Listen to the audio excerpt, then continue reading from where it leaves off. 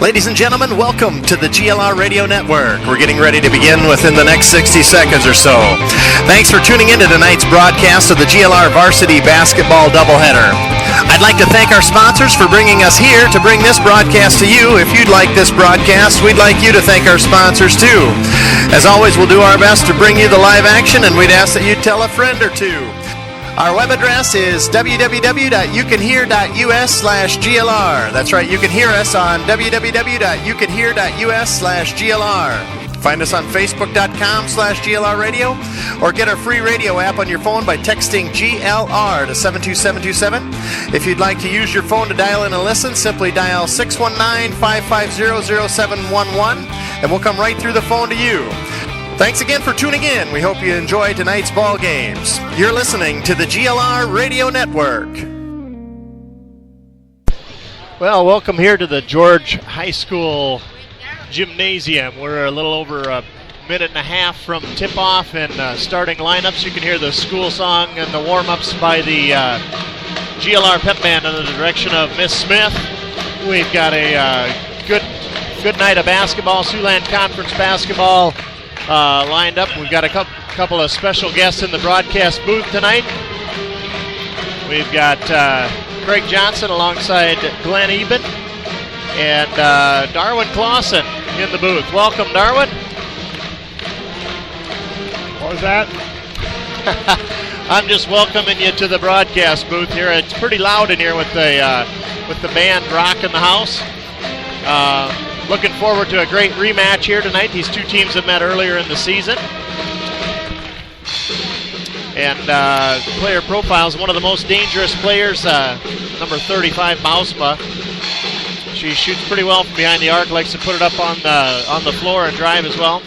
So we need to keep her out of the paint, keep her from getting fouls. And then they don't have a lot of post presence, but Provost is kind of one of the ones they go to for post presence.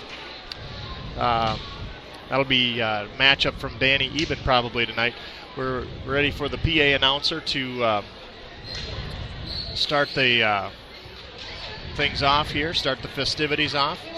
And I will parrot back the starting lineups for your benefit there at home. You're listening to the GLR Radio Network.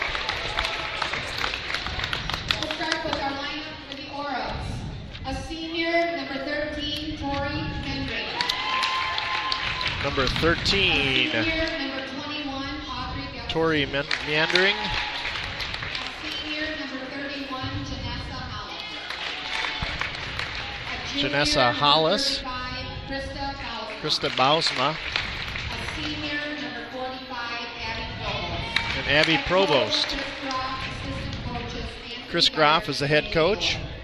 And now the starting lineup for the Mustangs. And now for the Mustangs. Keely Cruz, that's good to see her getting a start here tonight. Yes, it is. Senior number 20, Abigail Eben, wearing the number 20. A junior number 22, Jessica Sandbolt wearing number 22. A senior number 30, Taylor Carstensen wearing number 30. And a sophomore number 32, Danielle Eben. And Danielle Eben wearing number 32 tonight. Head coach Heather Grafing and assistant coaches Jenna Noble and Patrice Peters. We will now have the national anthem.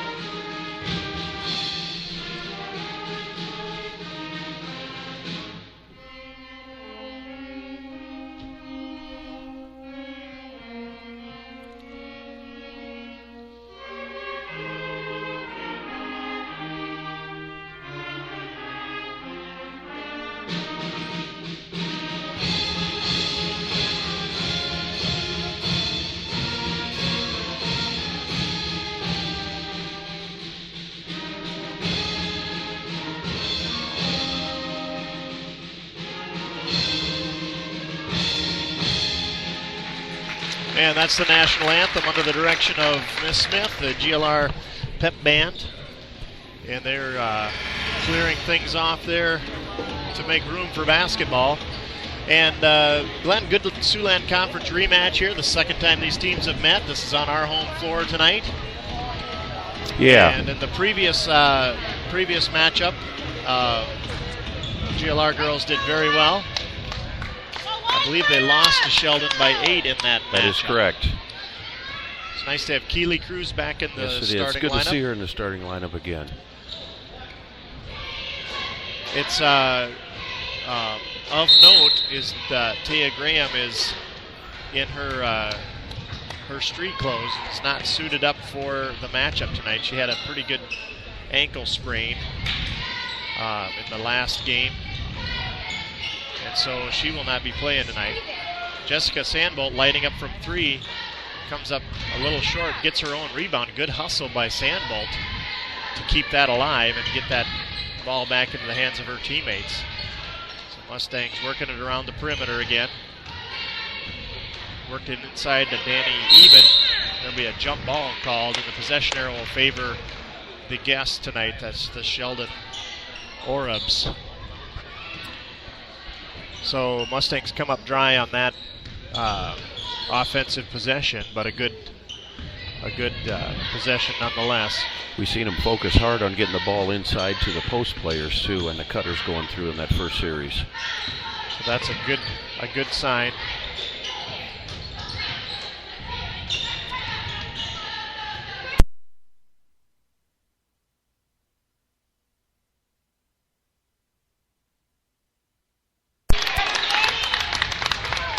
So good offensive possession there by the Mustangs. They worked it inside to Danny Eben. And she will have 2 free throws. That foul is on Victoria Mandering. I think they call her Tori Mandering. So Danielle Eben will have 2 free throws. First one up and on the way. Perfect. So Danny breaks the ice here tonight. 1-0 Mustangs. 6:58 on the clock, so just 1 minute gone. Second free throw on the way. And that is up and good.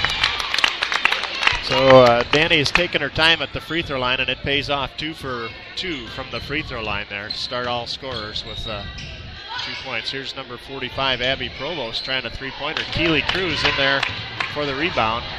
Lost the handle on it. Abby Eben and Tori Mandering tie it up at center court. Possession arrow will favor the Mustangs. So 2 jump balls in less than 2 minutes. Players are quick to dive on the ball.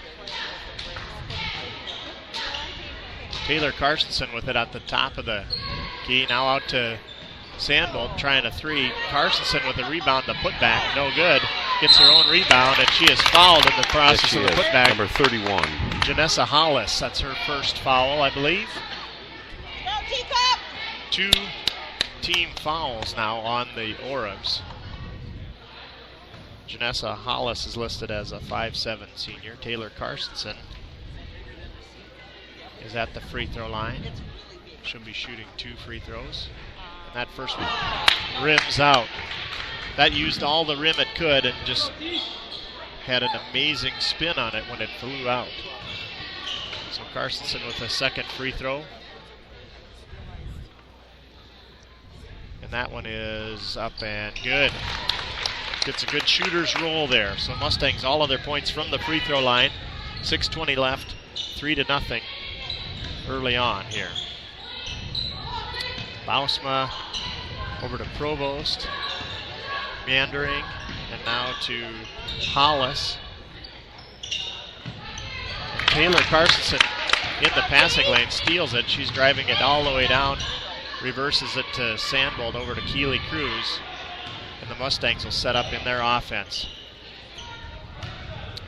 Sandbolt driving to her left. Well defended. Carstensen, though, come up with a big rebound, and putback is no good.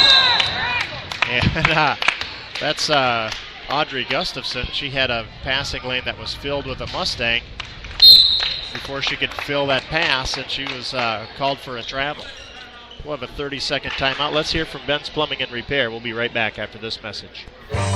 Ben's Plumbing and Repair in Little Rock is a full-service, licensed plumbing contractor. Whether you're working on a brand new construction site, a remodel, or just need some repairs on existing plumbing for residential or commercial property, Ben's Plumbing and Repair is who to call at 712-348-5555. Ben even has a camera that can detect plumbing problems and diagnose issues from the inside of your pipes.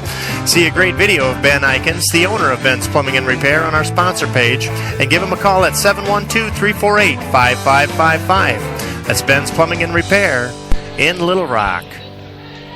Special thanks to Ben's Plumbing and Repair. We're back to live action here in the GLR Gymnasium. Carstensen with it out to Abby Eben, who tries a three, and that's a little bit long. It looked good from here. Rebound, Carstensen gets it to Danny Eben. Nice 8-footer from the left wing. Puts it up and in. Mustangs hounding on defense. Stop a fast break at the half-court line. Nice pass inside, though, to number 13, Tori Mandering, and she hits a layup to break the ice for the Orbs. Here comes Jessica Sandbolt. Abby Eben over to Danny Eben at the top of the key. They're working their offensive magic, and Sandbolt tries a three from the right wing, up and in. 8-2. And Sandbolt has really had a couple of good games here. One of the games earlier, she scored 21 points. She can really light it up on offense. Yes, she can if she gets an opportunity. That was a good defensive effort by Abigail Eben. Knocked it out of bounds right in front of us down below.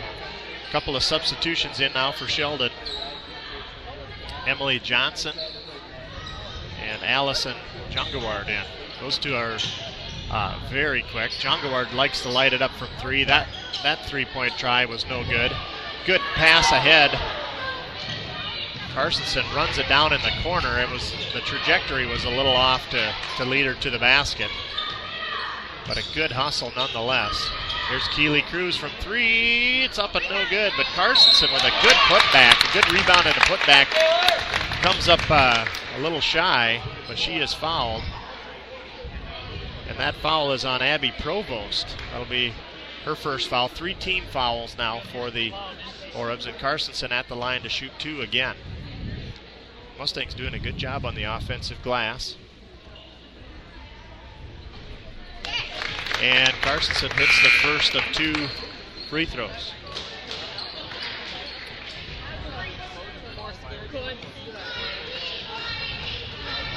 Nine to 2 is the score. 4:09 left in the first period. Second free throw on the way, and it is good. So Carstensen 3 of 4 from the free throw line. 10-2 Mustangs.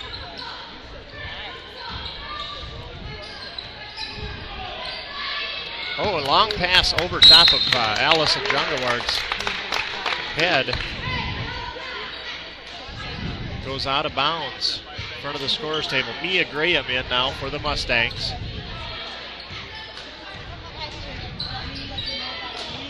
Giving Keely Cruz a little bit of a breather.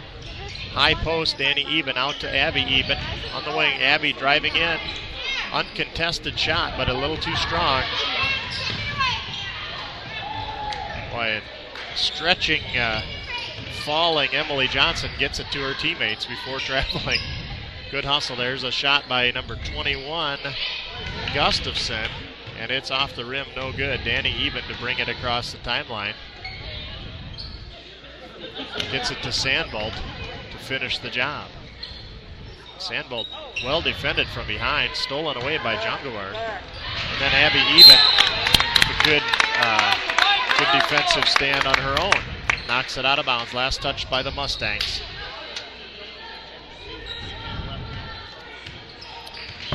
So we're 3:08 left in the first period. 10-2 Mustangs. There's a long shot again attempted by 23 Emily Johnson. It rims out and the rebound is off of the Mustangs. Gustafson will inbound for the Orbs underneath their own basket. Pass inside is rolls to a stop in front of Sandbolt, who picks it up, takes it across the timeline for the Mustangs. Mustangs with a 10-2 early lead here. A lob pass inside to Carstensen that's tipped out of bounds. Last touch, it looked like it might have been off of Carstensen, but they are going to grant it to the Mustangs. We should be able to do that all night. Kind of mismatched in the inside. The girls are a little bigger. Our girls are a little bigger than theirs. There's a lob pass inside to Mariah Terhark. Mariah's always good at catching those lob passes. There's a scrum for the ball, and Jungaward comes out of there with it with momentum on her side. Forwards it up to number 35. That's Krista Bausma, who gets a transition bucket for the Orbs, 10-4. Carstensen looking at a three. She's going to take it and hits. She's not going to let them leave her unattended. That might be her first three-pointer of the season. I think she hit one earlier. I remember her shooting one. I don't know, earlier game she hit one too. That's a shooting threat. She's got a pure shot, and if she's left open that long, she will obviously punish you. So it's a good shot by Carstensen. 13-4 now.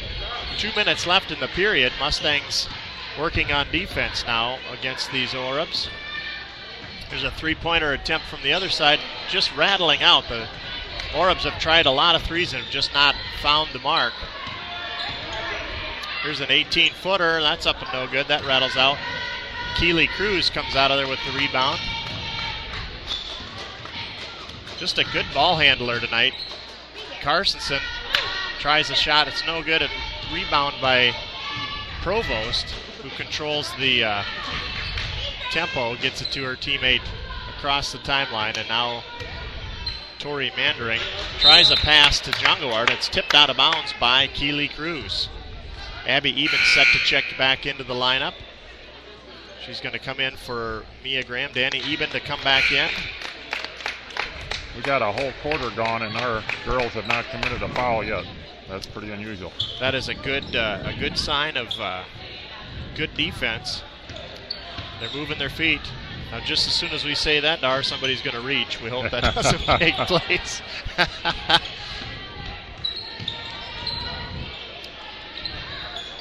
Good shot attempt is no good. A rebound by Provost, and the shot from outside. There's a three-pointer, no good. Good box and rebound by Danny Eben, and she's going to be fouled. She had to take a strong pivot out of there, and she's fouled on the way. That foul is on, is that Emily?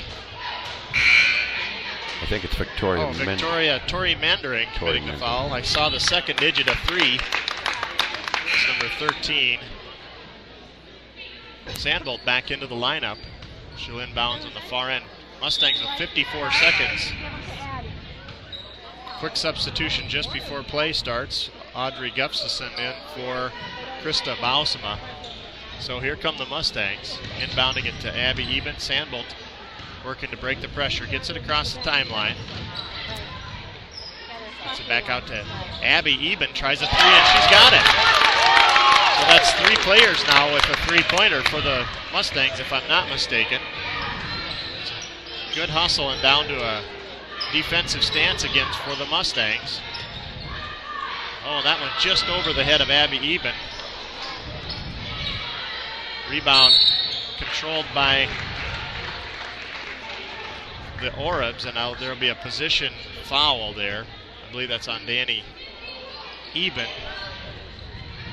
Well, check that. It's going to be called on Sandbolt. That's her first. Pass inside. Good look inside, but no joy. The putback is taken away. Good defense by Danielle Eben. Keep her hands straight up. Took it right away. Sandbolt driving it inside. 10 seconds left. We're going to have a touch foul committed there. Looks like by the Mustangs. Mariah Terhark on that one, I think. Mariah. So 8-7 on the clock, 8.7. Orbs left to take it the length of the court. Mustangs waiting for them at half court. They're going to roll it in to start the clock, three-quarter court. They'll work it inside to Emily Johnson, who was fouled by Keely Cruz on the way to the basket. She'll be in the process of shooting. Head coach Heather Grafing has seen better calls. That looked like a lot of ball contact. You suppose that it was a lower body, Dar, that called the foul there? Yeah, I would say so. I don't think they were looking at the ball. So 16-4, just 2 seconds left on the clock. Emily Johnson at the free throw line. And that second one rattles out. No good. Long pass ahead to Eben. And the clock was running. She just ran out of time to get that shot off. So that's the end of one quarter, 16-4. And we'll be back after this message from Corner Service in Little Rock. Corner Service in Little Rock is the place to go for all your vehicle maintenance needs. From oil changes to overhauls, get a set of new tires or even wiper blades to help with visibility. Let the professionals at Corner Service keep your vehicles running smoothly all year long. Their service station is located at 415 Main Street in Little Rock, and they can be reached by phone at 712-479-2794. That's Corner Service, Main Street in Little Rock, 479-2794.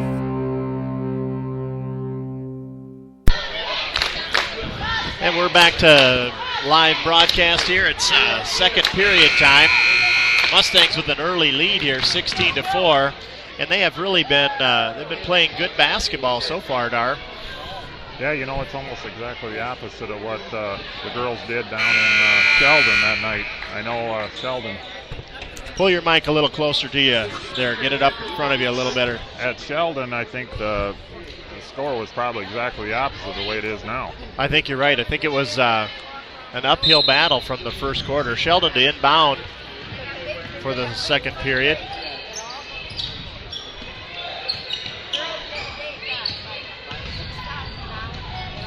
They're working it around their perimeter. 23-21, Audrey Gustafson in the corner. Bausma now to Provost, top of the key.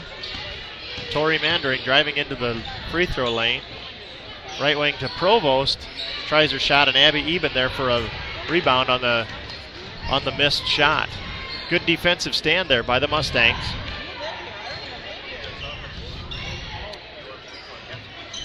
So we've got Keely Cruz, Danny Eben, Taylor Carsonson, Abby Eben, and Jessica Sandbolt in for the Mustangs. We're going to have a foul.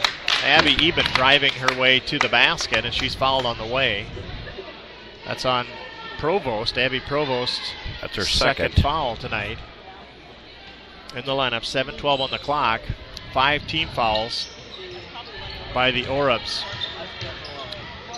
Skip pass inside Danny Eben. A nice shot off the glass. Good feed from Taylor Carsonson, who received a nice skip pass. So that's a good offensive possession there by the Mustangs, working it inside. I tell you, defensively, our girls are doing a nice job on them. Now that was a pass that went out of range of the Mustangs, stolen away by Sheldon, and then they quickly bounced it right out of bounds, out of the outstretched arms of Emily Johnson, I believe. So Mustangs will have the ball. Danny Eben quickly breaking the press.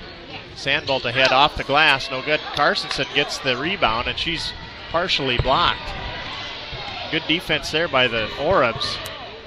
Carsonson with an open shot under the basket and was well defended. Here come the Orubs now on the offensive end. On the wing, 21, that's Audrey Gustafson. She hits the three. That's the first one they've hit tonight. So Mustangs breaking the pressure. And the pass out too long for Sandbolt, tries to save it in. And ball took a lucky hop for the Orubs, who just scored in transition there. Emily Johnson down under the basket. So head coach Heather Grafing wanted to talk things over here. 30-second timeout. We'll be back after this message. When When you need a case for your computer, treeshell.com.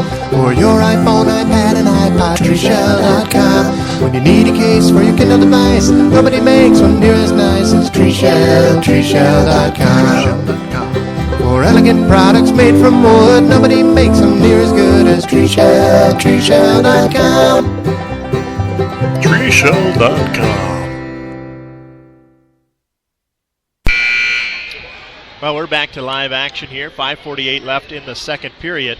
Mustangs with an 18-9 lead. The basketball will belong to the Mustangs when we get underway here. Mustangs have to go all the way from our right to left. Inbound to Keely Cruz to Sandbolt, the center of the court.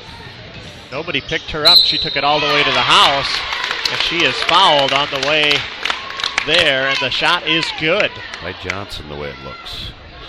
So Emily Johnson. Nope, 45. Nope, they're going to give that to Provost, Abby Provost, with her third foul. And that is that's a big number for this early in the matchup here. And that three-point play there by Sandbolt will give the Mustangs a 21-9 lead. Mia Graham into the lineup for the Mustangs. Keely Cruz sitting down for the moment. Mia Graham has some good quickness on defense, gives them some speed out in the backcourt for the Mustangs. Almost an unforced error there. Good job to save the ball inbounds by the Orbs. And now Tori Mandering tries a free throw shot, no good. Here comes Abby Eben. It's it down to Sandbolt, drives it all the way to the house. Nobody picked her up, and she just kept on taking it. And head coach Chris Groff wants to talk things over. He's not liking the direction that he is seeing there. He wants a full timeout. So let's hear from Sudengame. We'll come back and talk basketball right after this. As a man of the land, you ask yourself tough questions, like if my augur could talk, what might he say? And as a man of truth and wisdom, I can tell you that when called upon, your augur might say something like, "Gee, it sure is a nice day to move some grain there, Reem. Or I'm about to shoot some grain into that bin over there." Now you ask, why does my augur sound like a Royal Mountie? Well, that's because there's a chance you bought it from some fancy outfit in Canada. That's right, you may have unintentionally outsourced a piece of equipment that sits at the center of your operation, that transports your most precious cargo. Canada, a country that is not America. Now you know. And now, next time you get it right. Because Sudengay Industries manufactures the world-class Ox Portable Auger right here in America's heartland, George, Iowa. Ox Portable Augers from Sudengay. There's work to do. The Ox.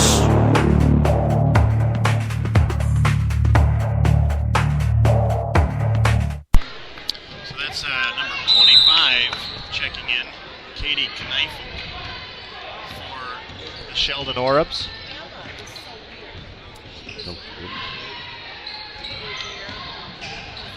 Pass underneath. Good defense by Danny Eben. Stuffed, just stovepiped it. And then here comes Sandbolt with it. She's going to take it all the way to the house, and it rims out. The shot almost fell, and the blocking foul is going to be called. Is that on Tori? No, check that. That's on Audrey Gustafson. That's her first. And Sandbolt is really asserting herself on offense here. Here comes Taylor Carstensen and Abby Eben out of the lineup. Maddie DeBeer and Mariah Terhark into the lineup. Seeing some early minutes here for the Mustangs. Sandbolt at the free throw line. Hits the front end. The girls are really playing well right now. They are hitting on all cylinders, and we've said it all season long. If they have a game where they all hit on all cylinders, It's going to be tough to beat. They're going to be hard to beat. That's right.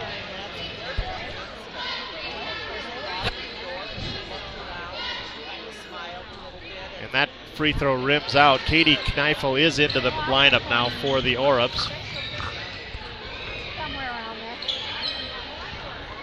Allison Jongaward in. Kneifel brings it in, and she is tied up Mia Graham will not let you rest. If you put the ball in front of yourself, she will not let you rest. And that's an example right there. A jump ball arrow in favor of the Mustangs. 24-9. Mustangs with a healthy lead here. Let's see if they can break this pressure. Full court being assessed here. Mariah Terhark with it over to Sandbolt. Nice turn dribble there. Gets it across the pressure. Down to the corner to Maddie DeBeer. She's left open. She drives into 17-foot. Shot partially blocked. Danny Eben with a great rebound and putback. It's Danielle Eben from about 8 foot. Great rebound there from Danny. So 26-9, 4 minutes left in the half. And Sheldon is trying to figure out what to do here.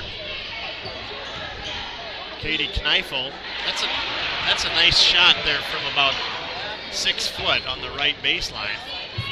Danny Eben with the ball ahead. She pulled it up and got it to Sandbolt.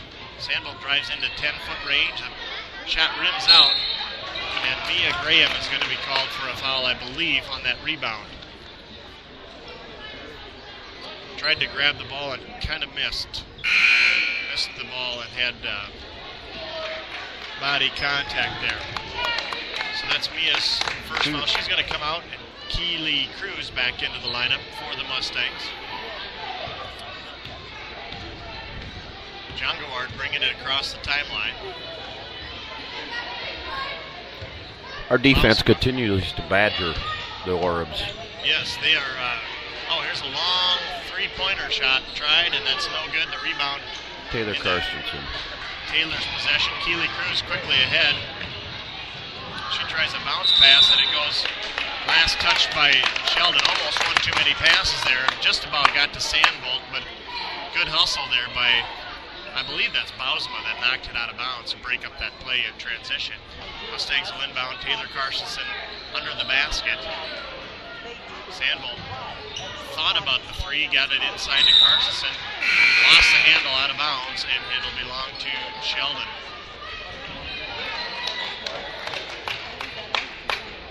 Maddie DeBeer coming out of the game. Abby Eben back in.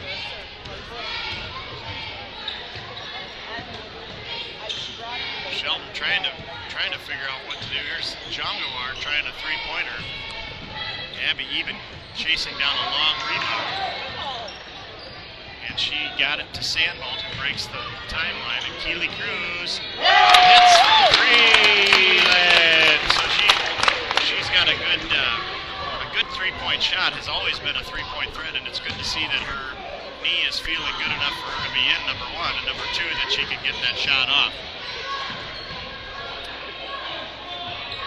Hounding defense, tenacious pressure being put on every pass. Here's a long three, tried it, it's banked home. Janessa Hollis. And do you get an extra point if you call the bank on that, Dar? I do not think so, but I don't know. If it goes in, you count it. Keely Cruz, another three, and that one rims out. She is feeling good. Pass stolen away by Terhark, but that's going to be a foul that caused that pass to come up short. And that's on our number 20, Abby Eben. It's her first foul. 5 team fouls thus far. 17 fouls by the Orbs, so the rest of the 2 minutes here and 5 seconds, the Mustangs will be in 1-1. Defensive pressure has been extraordinary without committing fouls here by the Mustangs. Pass inside. Carstensen with a good save in bounds. And just as I say that, we've got a foul, I believe, committed on the Mustangs. That'll be on Danielle Eben. She prevented a shot from going up, so that's probably a worthwhile foul. That's her first. Pass inside. Oh, no. That's a blocked shot. That's going to be a foul called on Taylor Carstensen. So just like that, 2 quick team fouls. And good job, Taylor. Good defense, White. Good defense. Katie Kniffel at the line. And that free throw rims out.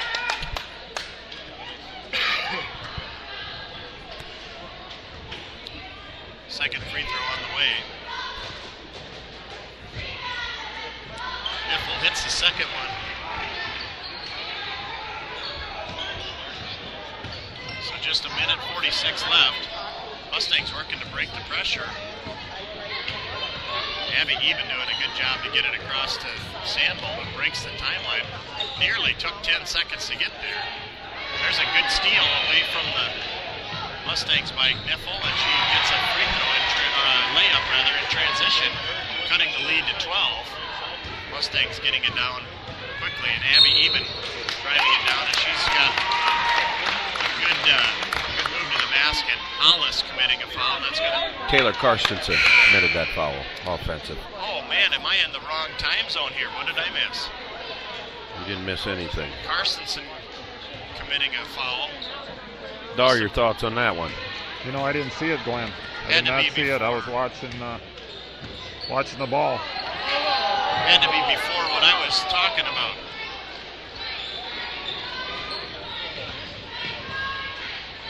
Minute left. That changes things significantly for the momentum.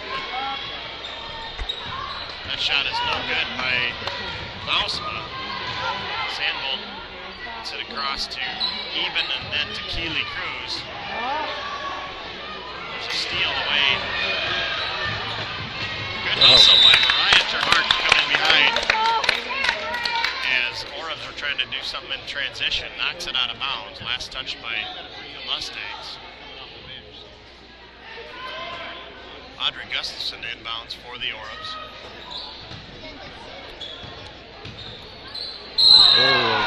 Charging foul. Danny Even held her ground there. And that is a charge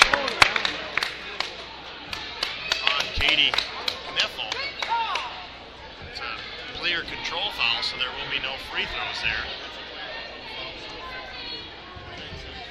So the Mustangs inbound the ball. Keely Cruz working to break the pressure.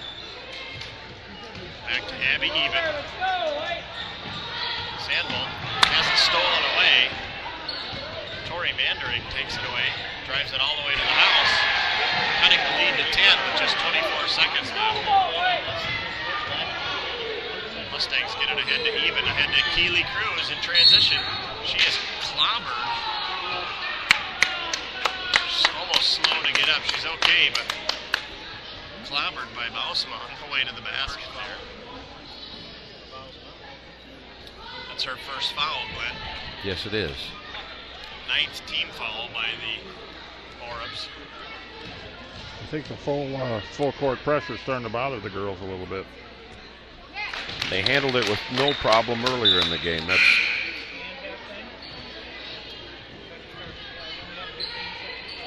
gonna have a couple substitutions in here, maybe three new players in. So the revolving door offense by the Orams. They're trying everything they can. 15 seconds left in this period. Keely Cruz will be shooting free throws here. Hits the second one. 31-19. Jongaward on the right wing. Skip pass across the left side and down to the baseline. 5 seconds. Long shot attempt, no good. Time expires before that putback can go anywhere. So 31-19 after the second period here. You're listening to Mustang Basketball on the GLR Radio Network. We'll be back right after this message from Frontier Bank. Who has time to write out checks and pay bills? Simplify your life with online bill pay and emailed bank statements free from Frontier Bank. With a click of the mouse, you can balance your accounts, transfer funds, view your checks, and see current home listings. You can even apply for a home loan when it's convenient for you. What could be easier? With the help of online bill pay at Frontier Bank, you'll simplify your life. Frontier Bank with locations in George, Little Rock, Rock Rapids, and Sioux Falls. Member FDIC, Equal Housing Lender.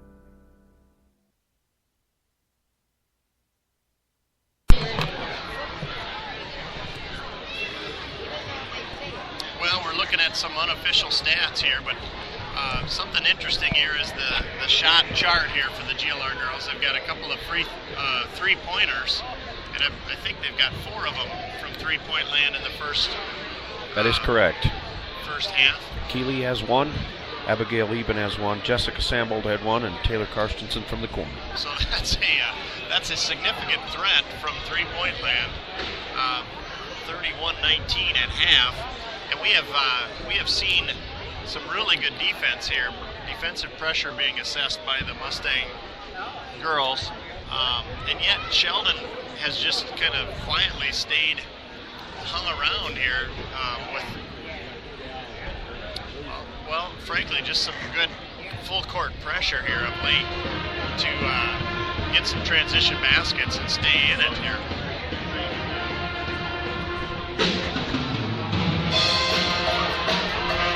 Unofficially here, I'm just going to go through here. Keely Cruz has 5 points.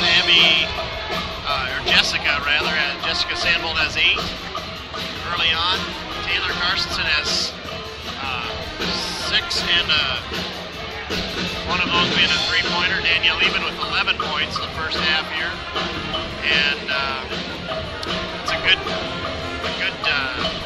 team effort there to have 31 points at halftime. Sheldon with 19 points.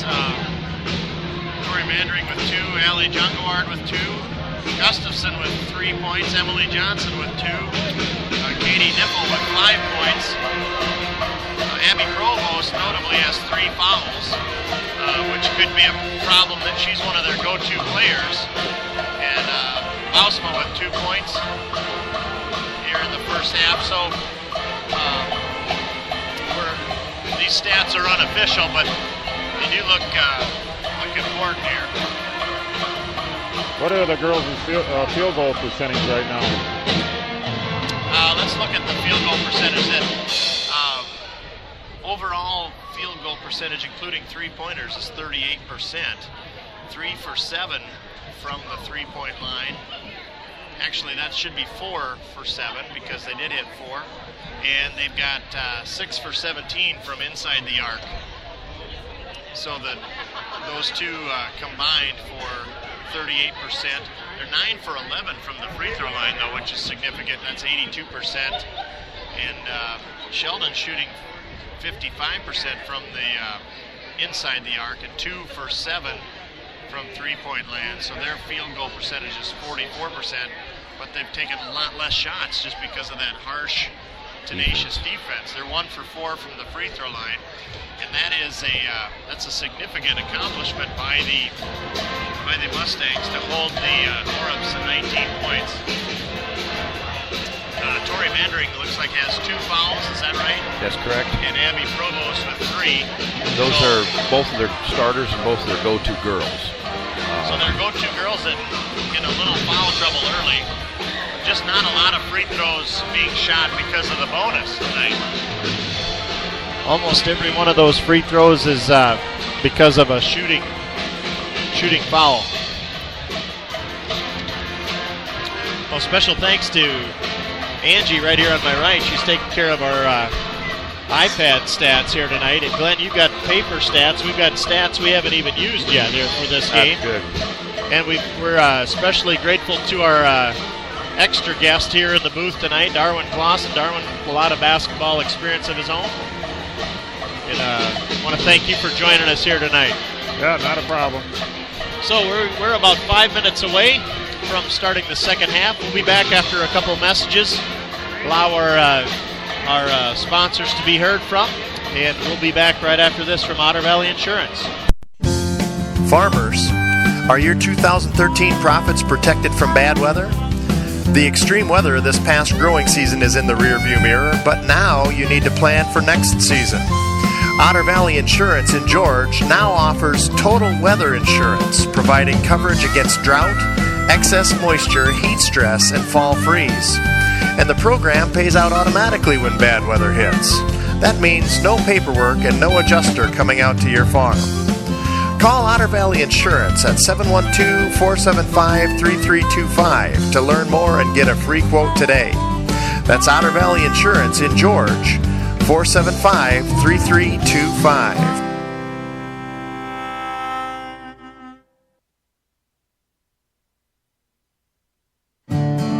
Warranty's Paint and Body in George, Iowa is your place for high-performance refinishing at its finest. Heath Warranties and his team specialize in collision repair, glass replacement, restoration, towing, and even windshield chip repair. They're located at 103 North Sydney Street in George, Iowa. Call them today, 712-475-3307. That's Warranty's Paint and Body in George. The Total Stop Food Store is George's hometown grocery store. Not only will you find a complete selection of fresh produce, meats, dairy products, and groceries, but you'll find the kind of excellent, friendly service that you'd expect from your hometown grocery store.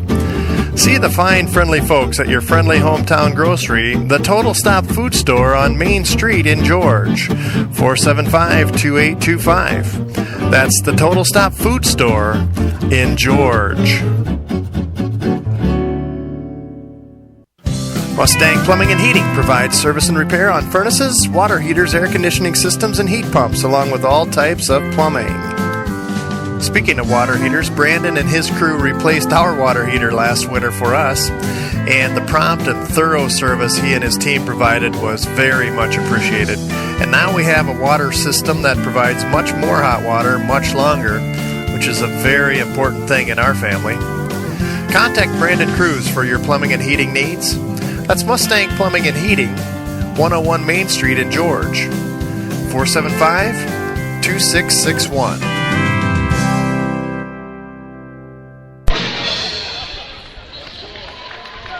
Well, you're listening to the GLR Radio Network. It's 2.5 minutes here until the start of the second half. And some noteworthy stats here. Taylor Carstensen looks like she has 9 rebounds and 1 assist. Danielle Eben with 5 rebounds and 1 assist. Sandbolt with 2 assists. Abigail Eben with 2 rebounds. Keely Cruz with 2 rebounds and an assist. So that's a big 19 rebounds by the Mustangs in the first half is kind of a big deal, Glenn. Yeah, it's a big deal. We're controlling the boards on the offense and on the defensive side of the ball.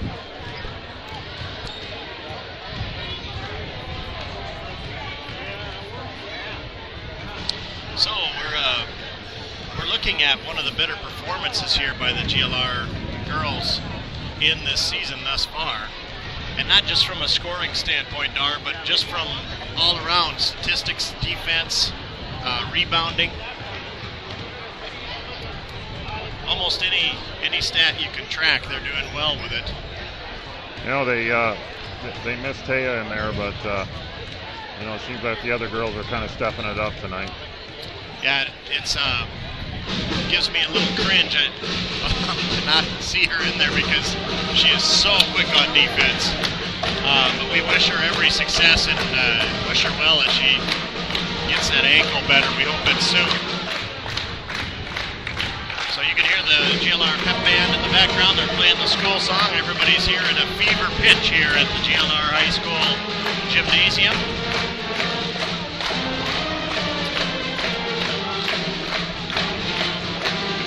What adjustments are the Orbs going to have to make in that halftime huddle, Dar, to make this second half go better for them? Well, I think probably the coach probably tell them maybe to hit the offensive boards a little harder than what they have. Our girls have been doing a really good job of boxing out and getting the rebound. And I noticed a couple times too, our girls on the defensive side, they got a rebound and pitched it out real quick, and we've been able to do a couple fast breaks in there, which I haven't seen a lot this year so far. So that's a good deal. Yeah, the girls have really put some hustle in their transition basketball tonight, and they've been rewarded with a couple of baskets and a couple of fouls down underneath that resulted in free throws. So all in all, a very good first half performance by the GLR girls. We'll have to see what adjustments the Orbs are able to make here. We're back to live action here. Orbs working it around the perimeter, down to the baseline, back to the top, and now they're doing their inside-out offense. Rebound tipped out of bounds, last touch by Carstensen. So the Orev's working hard to get something on offense here in their first possession of the half. Long pass in from under the basket. Meandering over to Provost. Provost driving on Eben. Mustangs had the rebound, lost it out of the bounds. Taylor seems to be a little scared of getting that third foul. Yep. They seem so quick to call that kind of over the back type call in this day and age. Rausma tries a three-pointer, comes up a little short, and the rebound goes into the hands of the Mustangs. Danielle Eben bringing down that rebound. Keeley Cruz now. Carstensen down on the baseline. Skip pass to Eben. In the post. Out to Keeley Cruz. Thought about a three-pointer. Drives it instead to the right. Tries a bounce pass, but Gustafson there in the lane steals it away. Her pass well defended to Meandering, and it went out of bounds before she could control it. So Abby Eben into Sandbolt. There's that full pressure again. And we've got a jump ball going to be called. Possession arrow favoring the Mustangs, 31-19. No change in the score yet this half. Sandbolt down on one knee and back up to her feet, kept the dribble going. Looked like a Curly Neal thing from the Harlem Globetrotters. She got it to Keeley Cruz, and there's a foul committed in the process of that. That's going to be on Victoria Meandering. Tori's committed her third foul early on here, and that's going to be noteworthy here for the Orevs. Here's a long pass into Sandbolt, top of the key. Left wing to Abby Eben. Down to the baseline to Sandbolt, back to Abby, into Carstensen. To Eben, and there's another drive in by Abby Eben.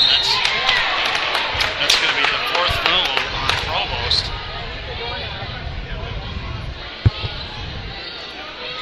And it'll be two shots from the free throw line for Abby Eben.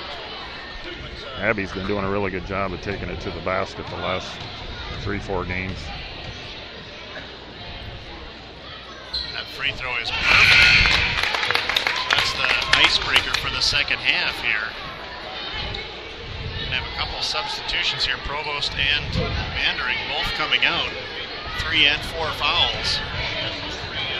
Abby Eben, second free throw on the way, and that one rattles in.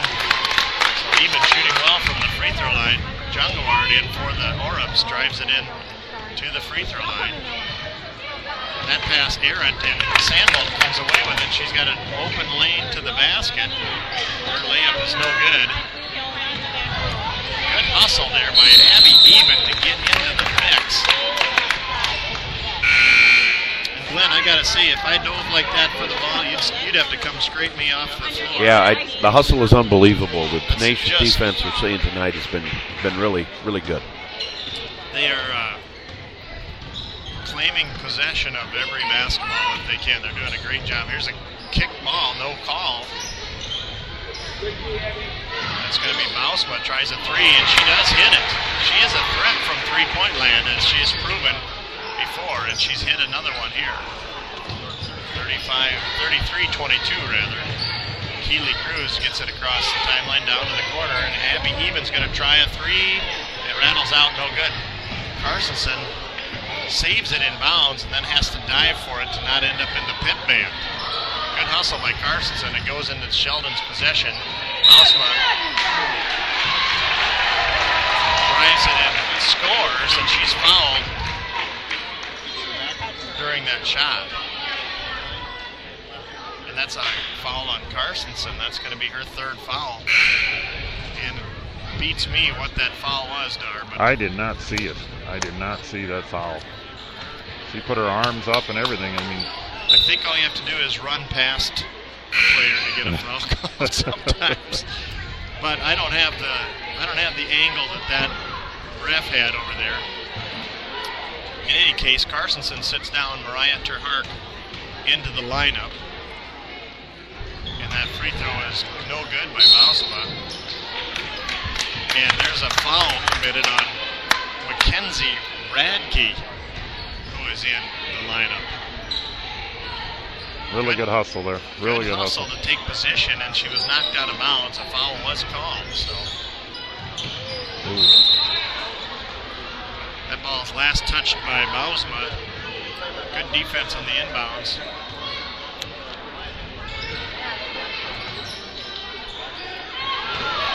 Oh, and it's a good hustle by Maddie DeBeer. Take a pass that was not where it belonged, and she went and controlled it. Mustangs get it to Sandbolt, who tries a shot. Danny Eben with a strong rebound. And her shot is equally strong, a little too strong for the basket, and here comes Bausma with it for Sheldon. Jungaward with it, top of the key, fouled by Abby Eben. Abby nearly picked her pocket there, but is going to be called for a reach foul. So just 9 points in the lead here for the Mustangs. Sheldon chipping away at that halftime lead.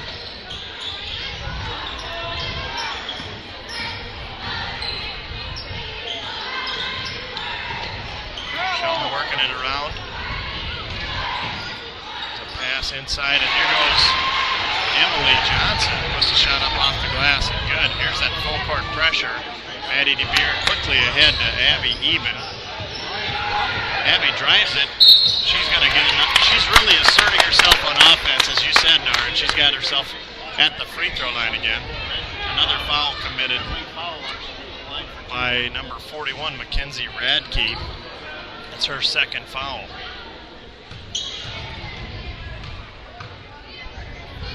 So Eben at the line. Shot comes up a little short from the free throw line. Mia Graham going to come in for the Mustangs. Maddie DeBeer to sit down. Good things usually happen when you take it to the basket. And Abigail's really been doing that well lately. And Abby gets the second of those two free throws. 8-point lead now, 34-26. 4:35 left in the third period. Allison Jungaward driving left side down to 21. That's Audrey Gustafson. And she is tied up. We're going to have a foul called here.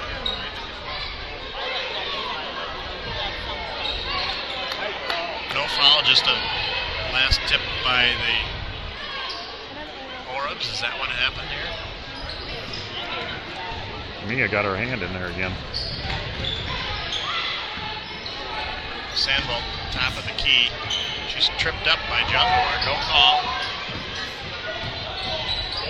High post shot off the glass. Good by Sandbolt. They are taking it to the house tonight. And Keely Cruz making a steal on the far edge. Driving it all the way down. She's going to take it to the house. It's no good. Too strong. Rebound controlled by Sheldon, and Mia Graham again with hustle in there, gets it tied up. We're going to have a jump ball possession arrow in favor of the Sheldon Orbs. 10-point lead for the Mustangs. And I've said it before, I'll say it again, don't ever bring the ball below your shoulders if you don't want Mia Graham to tie it up. She has made a living at that here on defense this season for the Mustangs. She's just very quick. There's a steal. Keely Cruz anticipating the pass, takes it all the way to the house, and it's good. 12-point lead now for the Mustangs, 38-26, 3:33 left in the third period. There's a backdoor cut. Stolen away by Danielle Eben. It's going to be a jump ball call. Good job by Danny Eben there. Hands straight up, and the ball came right into her hands. Evidently the ref thought they shared some possession time there. Possession arrow in favor of the Mustangs. So here come the Lady Mustangs. Mariah Terhark inbounding to Abby Eben. Gets it ahead to Keely Cruz, breaks the timeline and breaks the pressure. Oh, there's a zig when you should have zagged, and here comes number 13, Abby even fouls Tori Mandering in the process of the shot.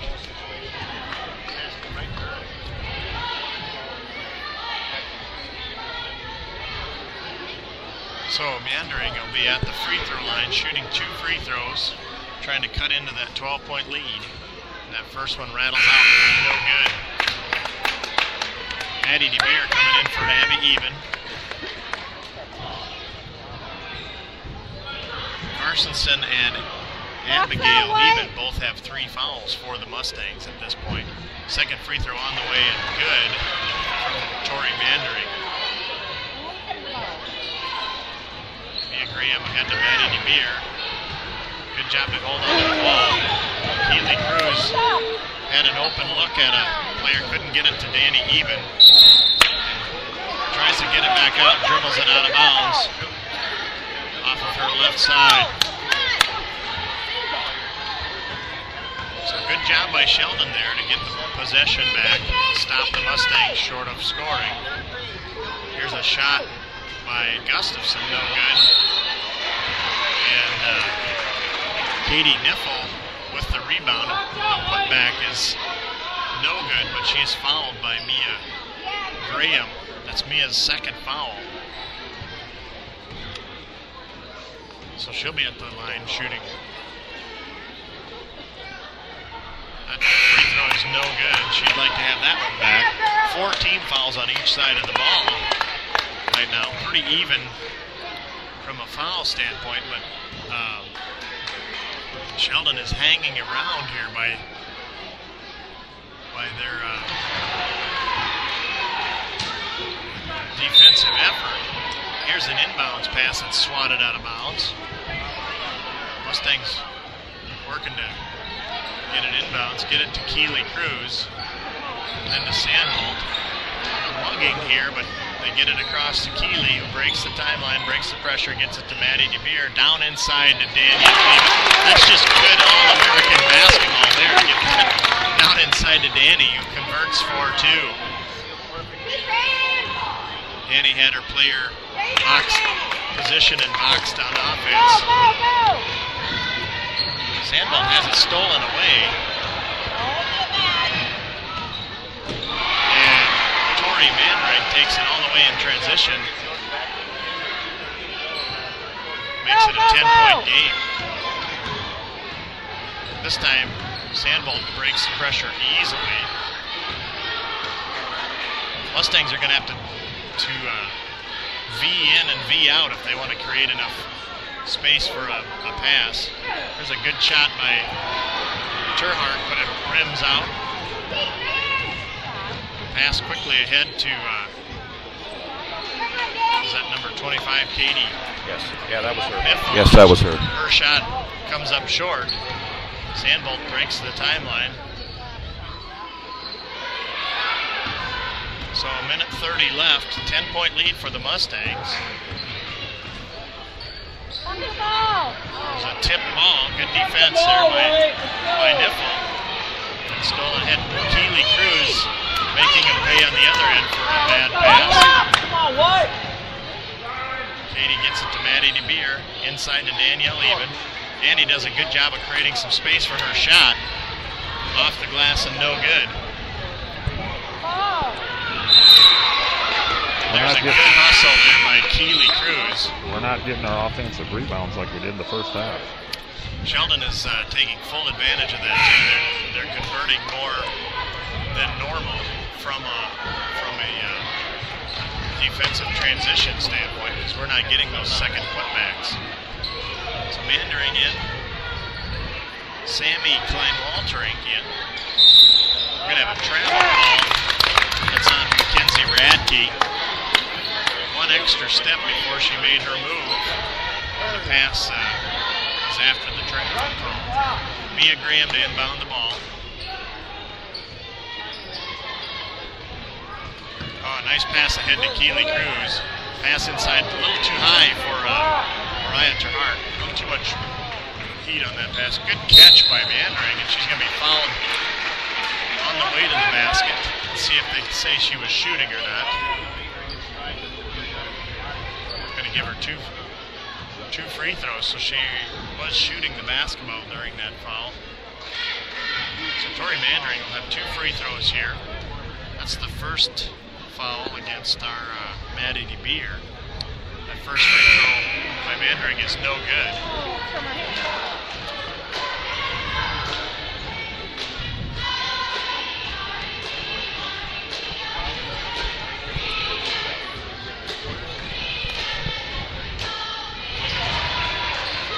Both of the low posts are out of the matchup right now for the Mustangs. They've got Mariah Terhark in there, who does the post presence job very well. There's a pass inside though that's tipped away from her. And Sheldon quickly in transition. Good gather and catch. Out of bounds last touch by Sheldon. That was a good transition there by Sheldon, but they do not get the conversion. Katrina Bard is in the lineup. That's a tough pass in there by Mia Graham. Just a simple passing mistake there. Tried to lob it inside, and Sheldon girl had possession and got possession from position. Say that 5 times fast. Be a tough one. A bag of Skittles in it for you. So there's a touch foul there by Sandbolt. Sheldon with the ball. Long pass into Sammy Klein-Waltering. Oh, going to be called for a travel. Bravo. Almost had to have a replay camera on that one to see that again. Did she think she was going to do something with that? Well, I think she was going to pass it and had nowhere to go. So Mustangs having a tough time breaking the pressure, but get it ahead to Keely Cruz. Is going to try a 3, and it's a little short. Last touch by number 21, Audrey Gustafson. So Mustangs will retain possession, only a 9-point lead, 10.9 on the clock.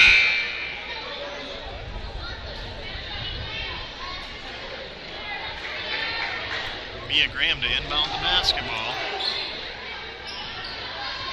Get it to Keely Cruz. Keely working around the right side, tries a skip pass, a tough pass, but Mia comes up with it and then has her pass tipped. And Sheldon just simply runs out of time to get a good shot off of it. Good defensive look there by the Orams to stop the Mustangs. So we're here at the end of 3 periods of play, 40-31 Mustang lead. We'll be back after this message.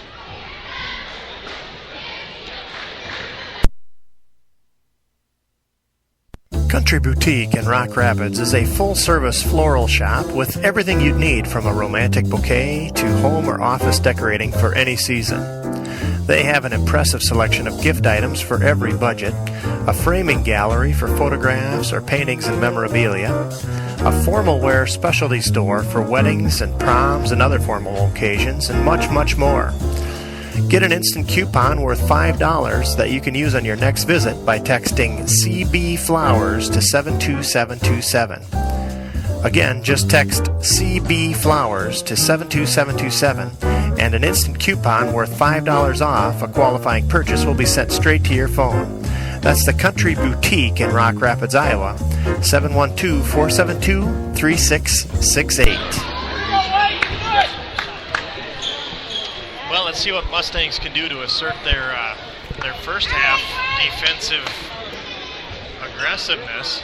Taylor Carson and Danny Eben both back in, which will give the Mustangs a major post presence on offense and a defensive presence on this end of the floor. Sheldon with the ball. Mandering Sammy Klein-Waltering. Provost back into the lineup. Gustafson, top of the key. She's going to be called for a travel. She hit the jumper, but you can't get open by moving your feet that far. They're going to put the ball in on the side court.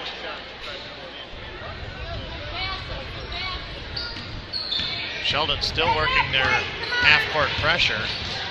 Mustangs breaking it. Good pass ahead to Sandbolt, driving it in. There's a save inbound. Sheldon doing a great job on their box out to stop the Mustangs from getting any offensive rebounds.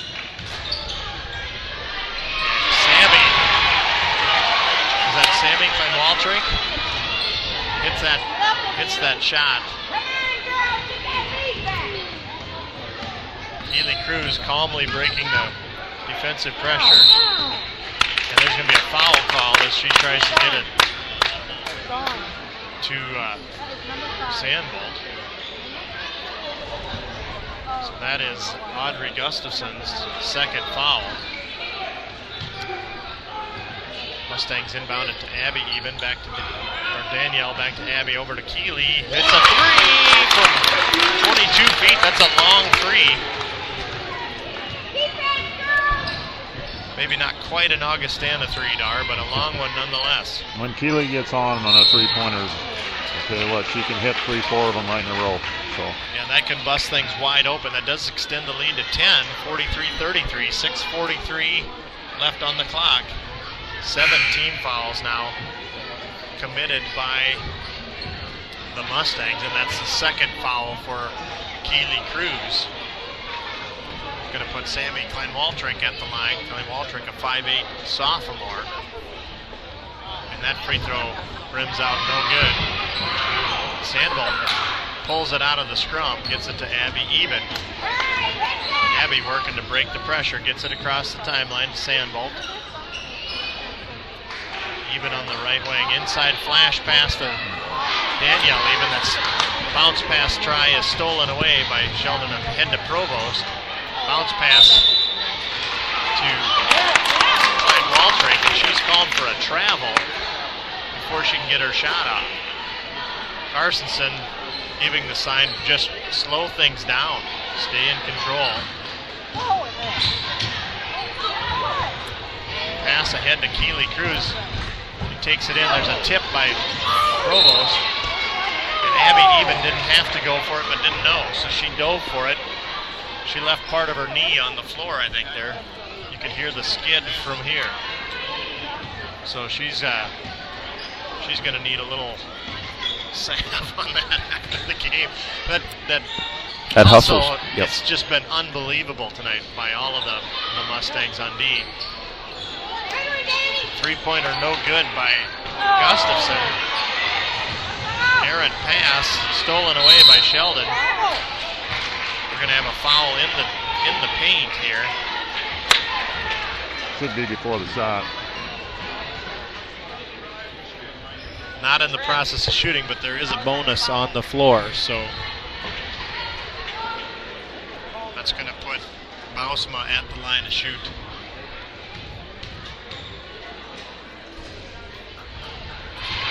Makes the front end of a one-on-one there. That is Danielle Eben's second foul. Even with a good box out there to get the rebound. Sets a good screen. Sandbolt lost the handle of it, dribbled it off of her own knee and had to dive for it.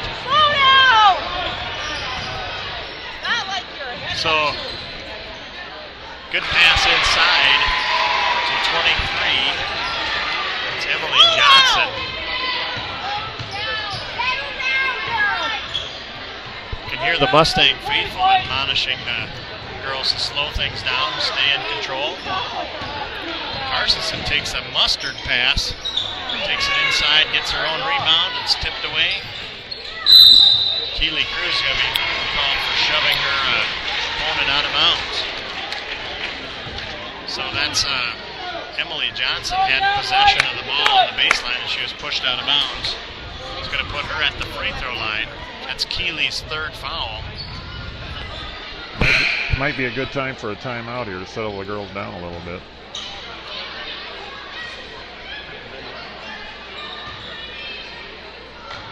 We're shooting a one-on-one. 9th team foul this half by the Mustangs. So Emily Johnson at the line, makes the front end of the one-on-one, earns the bonus. Now that's a 6-point lead. They're cutting it down. She has a chance to cut it to 5 with this if she makes this free throw. And she does.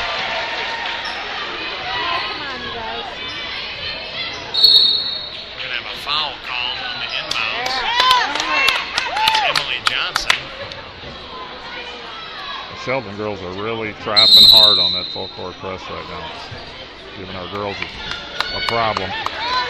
Check that. That's on Hollis. That's her second foul. And we're going to have a timeout.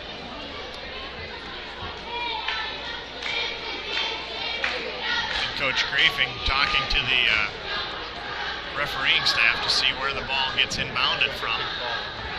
And they're talking things over. What are they talking about in the...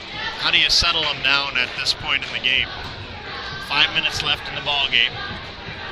Well, Sheldon has cut it down to 5. I think you tell them, to do exactly what you were doing to get you here this far. I mean, the girls have been playing really well, and I think they just got to calm down and do what they think is they've done all game. Credit Sheldon with defensive pressure full court-wise. That has caused a lot of headaches for the Mustang girls getting the ball into the offense. And just a lot of tipped passes when they do get it across the timeline and get it into their offensive stand. They're going to have to cut in and create some passing lanes for themselves that aren't filled by Orab hands. So here we go to live action. Carsonson to inbound the ball. Ball fake to get it to Sandball. Back to Carsonson, who's going to take it to the half-court line. Somebody should be open. She was double and triple teamed there, as you said.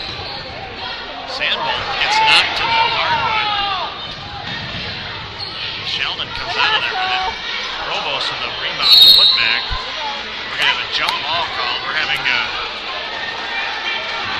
interesting no call there by Sandball. Went all the way to the hardwood. She came up gimping a little bit, but she's doing all right now. Keely Cruz goes down to try to catch that. Sheldon with a steal on the inbounds play.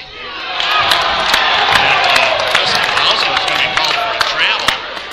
That's the second or third time this half where a Sheldon player has made the basket but has got it waved off by a travel.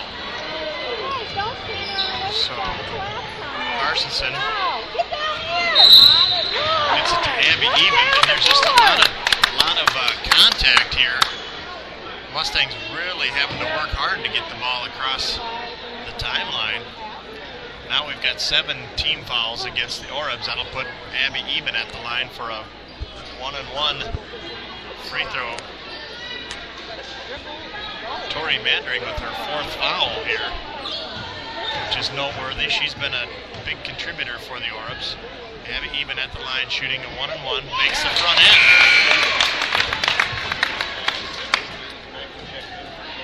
And that is a big free throw here.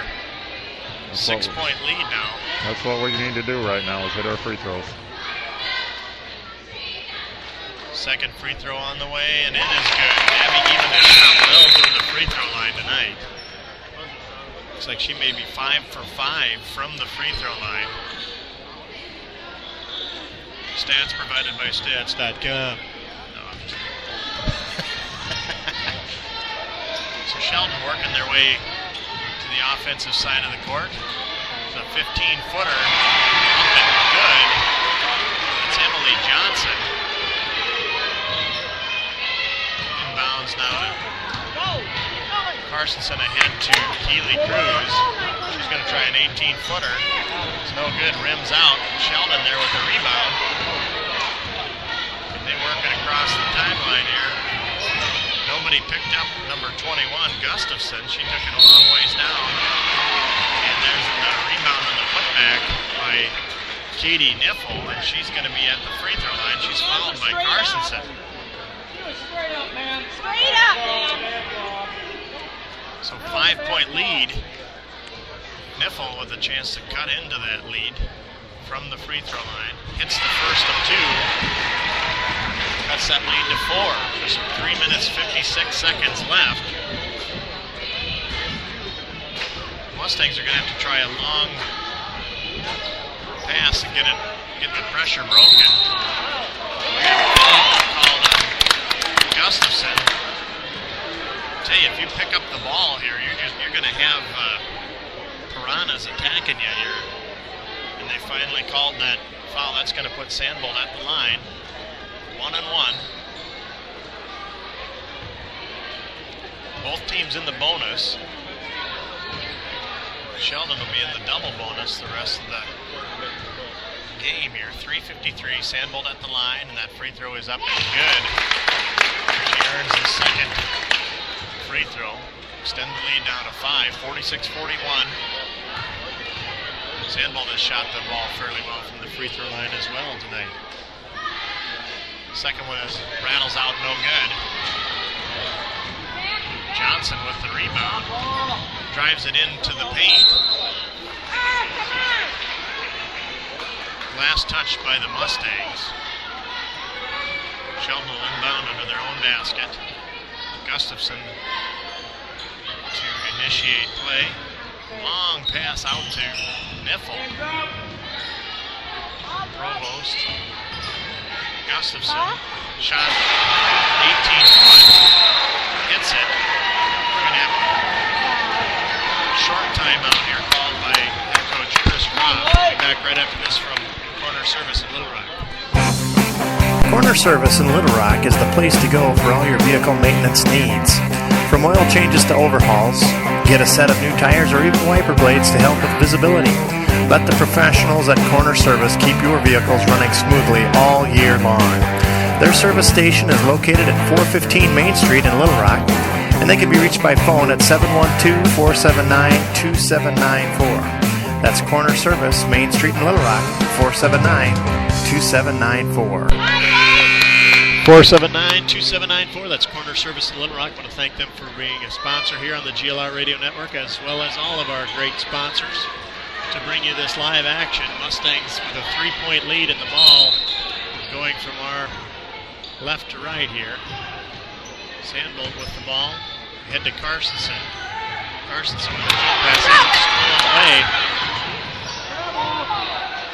Boy, that press is really giving our girls problems right now. Audrey Gustafson takes the shot inside and scores, cutting the lead to just 1 point. Carsonson ahead to Keeley Cruz. Keeley drives it in. Nice jump shot off the glass. And good. 3-point lead, 48-45. Mustangs will have to work to try to create some steals on defense here. Provost with it over to the left side. Niffel. Bausma drives it in and takes it off the glass and good. Just a 1-point lead again.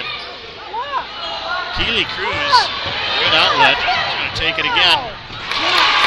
Off the glass and good. Same place as last time. 3-point lead, 50-47. Bausma in the paint.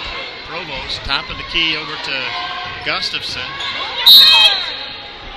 Gustafson's going to be fouled on the way to the basket, but not in the process of shooting. She'll be at the line shooting a 2 free throw opportunity because of the double bonus. And that foul is on Abby Eben. That's her 4th. We've got Abby Eben and Taylor Carsonson both with 4 fouls at this point. Sheldon's got Tori Mandering and Abby Provost both with 4 fouls. That first free throw is up and good. Audrey Gustafson at the line. Niffel out of the lineup. Tori Mandering back in. For Sheldon, second free throw on the way. And that is no good. Rebound by Sandbolt. They have a jump ball in the paint. Possession arrow in favor of Sheldon. And momentum arguably in favor of Sheldon right now. Mustangs need to do something to break this up on defense. Provost with it left wing. Mandering. Bausma falls down and she's called for a travel. She lost her footing. I don't know what happened there actually, but lost her footing and her feet came off the floor. Mustangs having some trouble breaking the pressure. Good screen there by Abby Even to create some. Blocked out of bounds. Stolen away by Sheldon. They're going to have a double called by in the backcourt on Tori Mandering. So we're going to have a timeout on the floor. Head coach Heather Grafing wanted to talk things over. Just a 2-point lead here by the Mustangs. We'll be back right after this message. Corner Service in Little Rock is the place to go for all your vehicle maintenance needs. From oil changes to overhauls, get a set of new tires or even wiper blades to help with visibility. Let the professionals at Corner Service keep your vehicles running smoothly all year long. Their service station is located at 415 Main Street in Little Rock, and they can be reached by phone at 712-479-2794. That's Corner Service, Main Street in Little Rock, 479-2794. Darwin, paint us a picture of how they broke that press last time coming down the floor of the Mustangs. Well, we took it out of bounds, and there was one of our girls cut from the outside to the center of the court, and we passed it right to them, and we broke the press instantly. You know, I think the girls need to maybe keep doing that.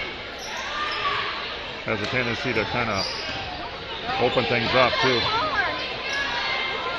Mustangs taking a little air out of the basketball way at the top of the court.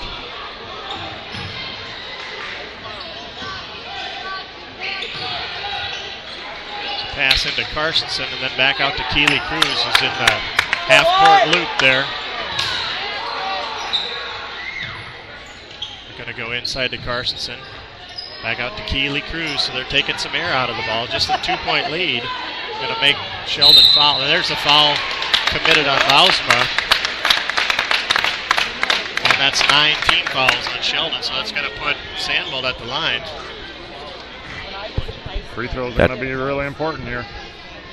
That's Bausma's second foul. So Sandvold has been shooting the lights out from the free throw line tonight. So she will have a chance to extend the lead here. And that free throw comes up a little short, but Danielle Even with the rebound, and she's fouled on the putback.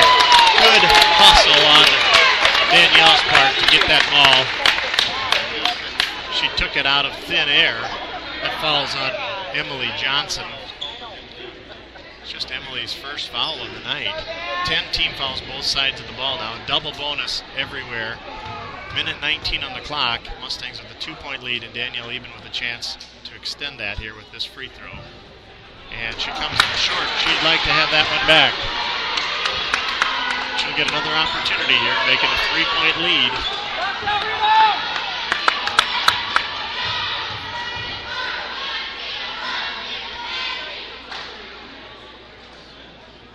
And that free throw is perfect. So 3-point lead here for the Mustangs. Just a minute 19 left on the clock. Sheldon working it inside quickly. And just like that to Emily Johnson. They get a shot. We're gonna have a foul call. Sheldon had Mandering and Gustafson there trying to get the tie up, and there's a foul called. Sheldon's coach better be real careful here. He's having a chat with the officials. Didn't like the call of a foul. Wanted a jump ball. So the Mustangs with a 1-point lead, and we're going to have a player at the free throw line. It's going to come down to free throws made and missed here. That's going to be the ball game tonight. No doubt. We're both in the double bonus and 1-point game with minute 3 seconds left. So that's where the money's going to be made tonight, at the free throw line. Abigail Even has got 4 fouls. Taylor Carstensen with 4. Tori Mandering with 4.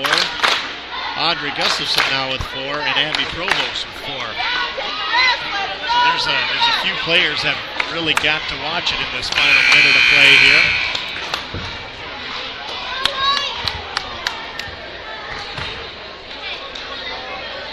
first buzzer has sounded. Mustangs, the fist of unity in the air. They have an idea what they want to do. They've got a game plan. We've got Jessica Sandbolt at the free throw line.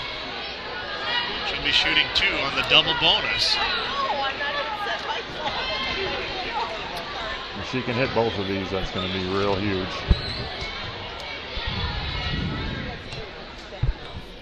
So Sandbolt steps up. That first one rattles out, no good.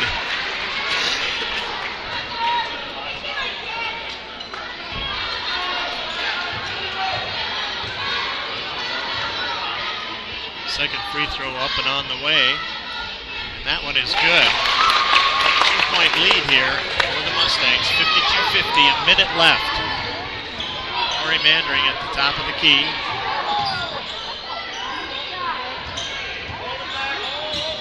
Mandering driving into the post. Her shot's no good. Rebound pulled out of there by Bausman. She gets it in, ties it up with 43 seconds. Mustangs will have to work to break the pressure.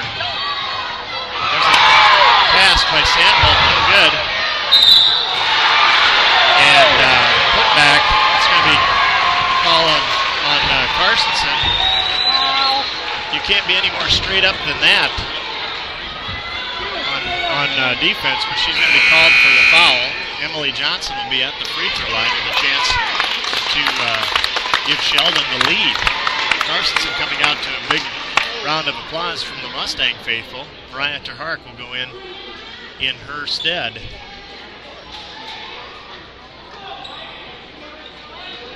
Carstensen has been a force on offense and defense in this game. She will be missed. 32 seconds left. Emily Johnson at the free throw line. And that one rattles out. No good. So Johnson with a chance to give Sheldon a 1-point lead here. And does.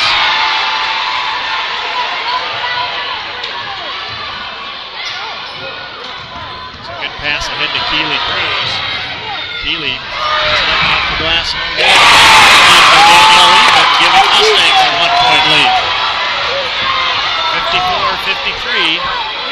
Mandering top of the key. Bounceman with it. Going to try an 18-footer. And that one rattles up. No good.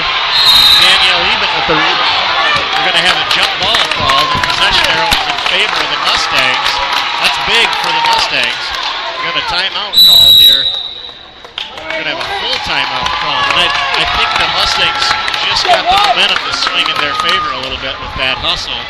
And that despite the jump ball, just the possession arrow there gave them a little bit of a boost. So we'll be back after this short message from Security Savings Bank. We'll be back for the last 10 seconds. This is Craig Manson, branch manager of Security Savings Bank in George. Now is a great time to stop in and discuss our 2013 crop loans. We can help you make sound decisions about your farming operation for the upcoming year. I grew up on a farm and understand the challenges and benefits that go along with farming. I will take time to understand your unique farm operation and the situations you face. Our loans are approved locally by people you know. For help with your farm loans, count on Security Savings Bank of Larchwood, Inwood, George, and Canton. Member FDIC. Well, we're back to live broadcast here. 9.6 seconds. Just a 1-point lead for the Mustangs here. 54-53.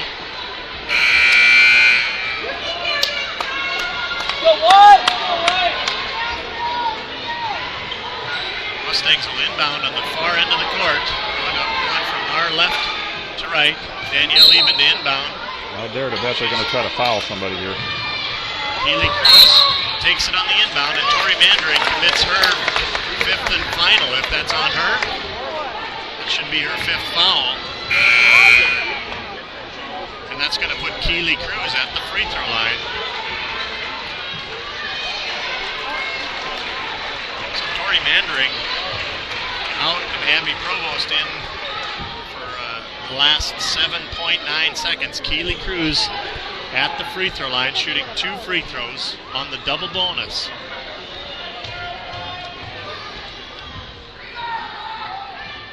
And that first one uses most of the rim and does end up in bay dirt, so that's a good shot by Keeley Cruz. 55-53. Chance to make it a 3-point lead here.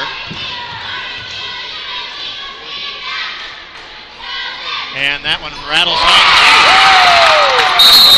We're going to have a timeout called by head coach Chris Groff. He wants to talk over strategy. 7.3 seconds left on the clock. We'll be back right after this from Otter Valley Insurance.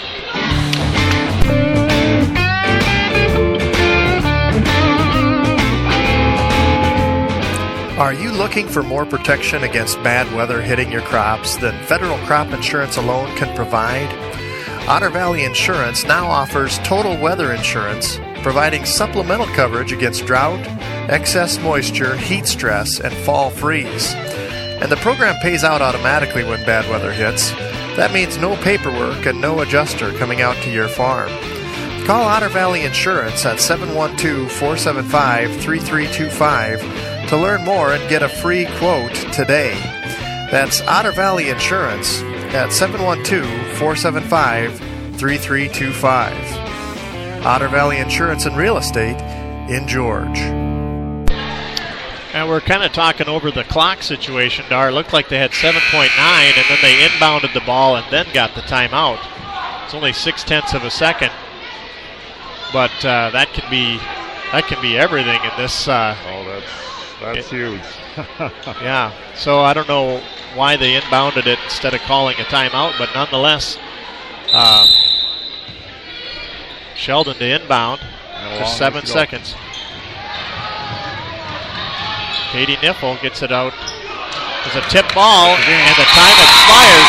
Defense wins ball games, and that's proof of it right there. The Mustangs defend it, tip the pass, and they're going to win it on a defensive stand there, 56-53. And just like that 7.3 seconds evaporates. You got to really hustle your feet down the floor and get that shot off if you want to even have a chance. And they didn't get a shot off, which is crediting the Mustang girls for their defense there.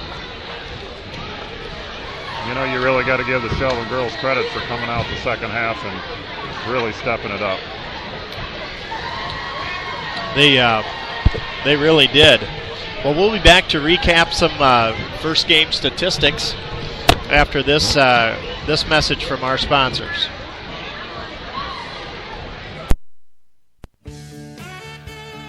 The Hair Hut is a full-service hair salon with services from haircuts to color, perms to nails, and more. Angie McConnell is there to help with all your hair care needs at 105 South Main in George. Call her today at 475-3375. A great place for a hair affair, the Hair Hut in George.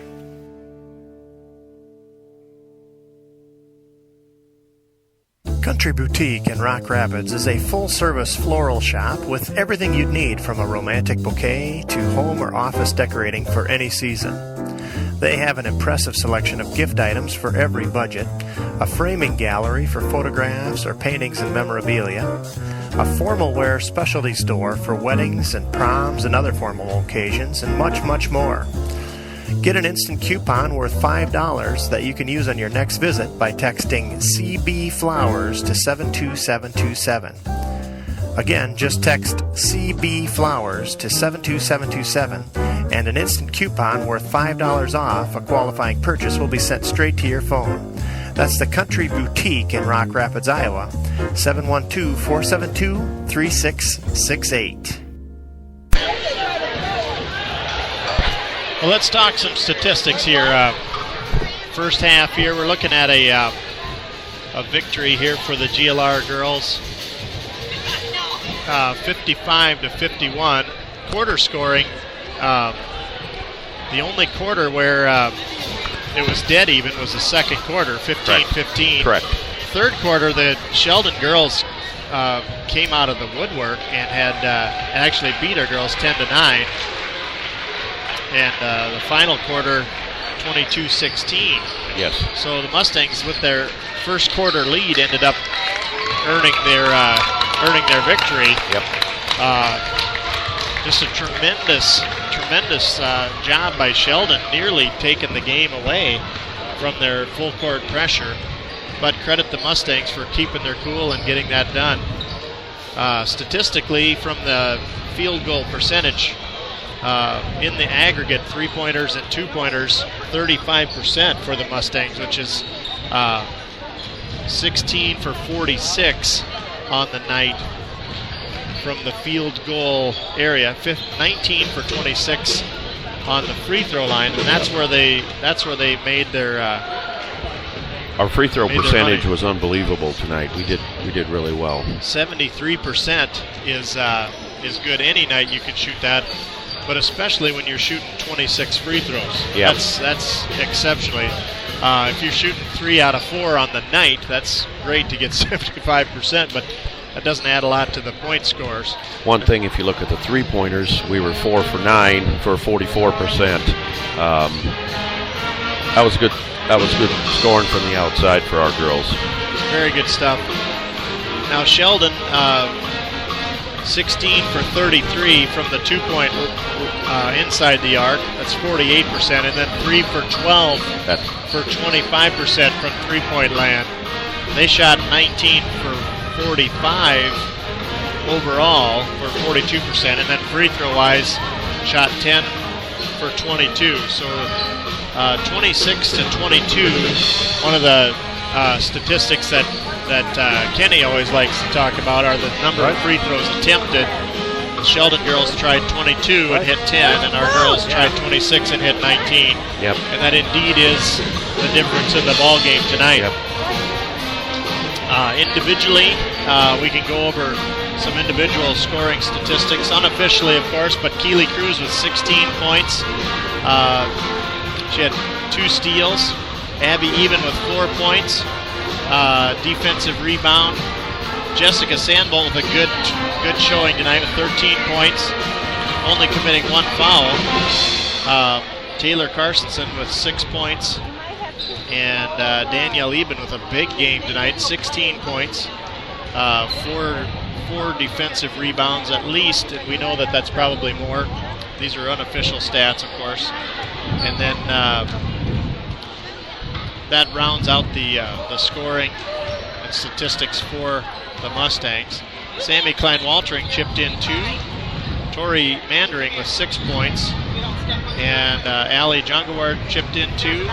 Audrey Gustafson with 6 points. Emily Johnson with a big contribution tonight for Sheldon, 15 points.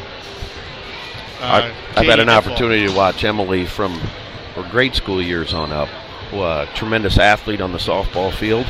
And once again tonight she showed her athleticism on the basketball floor. Yes, a great contribution for her team, nearly getting them into the W column tonight.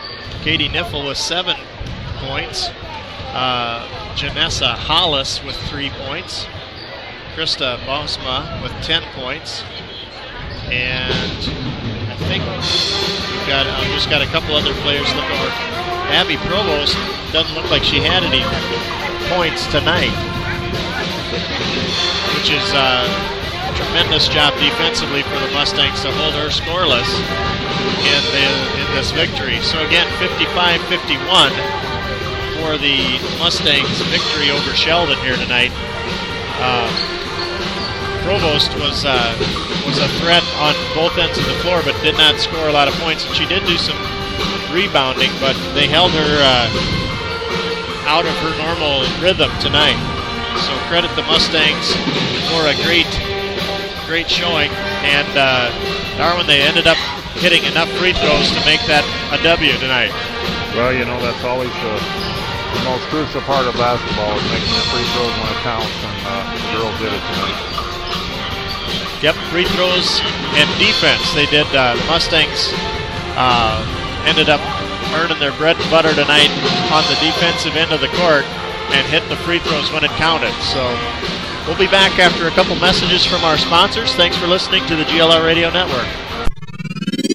You're listening to the GLR Radio Network. It's going to be hard for you to ignore this ad, because my voice is incredibly resonant and distinguished. It rings loud and true, and it makes you want to buy one of whatever it is that I am. But honestly, I'd rather you ignore my inspiring vociferations. I'm better when left alone, to do my exceedingly important task, to toil, to labor, to do the work of several hundred automated shovels. I am Ox Portable Auger. The Ox. And there's work to do. The Total Stop Food Store is George's hometown grocery store.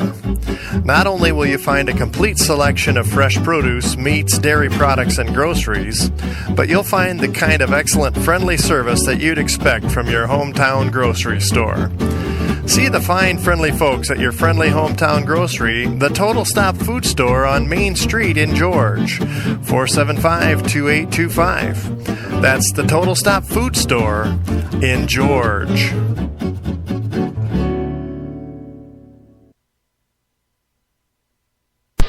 Well, let me look at the rebound statistics here. We've got some friends from the fine folks at Kiowa Radio, KIWA, here tonight, and they handed us an interesting stat sheet that they are tracking just individual rebounds. And it looks like Taylor Carstensen with 10 rebounds, Danielle with 13 tonight, and Danielle with just a tremendous all-around ball game. With that many rebounds, 13 and 16 points chipped in on the offensive side. Just a tremendous game for her. Those are the two major post players for the Mustangs, of course. And then Keely Cruz, notably, with 3 rebounds. Not the tallest player on the floor, but good position.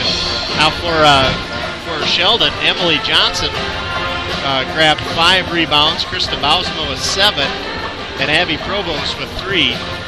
Provost rebounding is one of her biggest threats, and the game tonight she ended up with just 3 rebounds, which is definitely a part of the problem maybe that Sheldon will point to.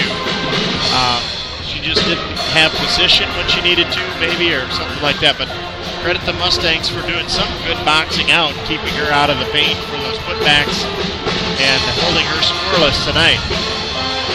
Yeah, the post players, Dar, I think you commented on it earlier, they were feeding the ball inside in the first couple quarters to get that ball movement, and I think it sure showed up.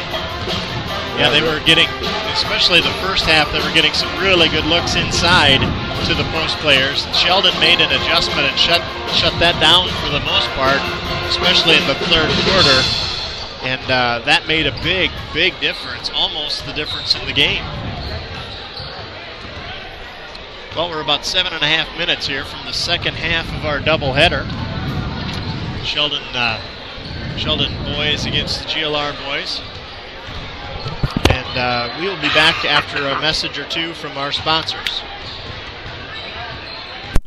Mustang Plumbing and Heating provides service and repair on furnaces, water heaters, air conditioning systems, and heat pumps, along with all types of plumbing.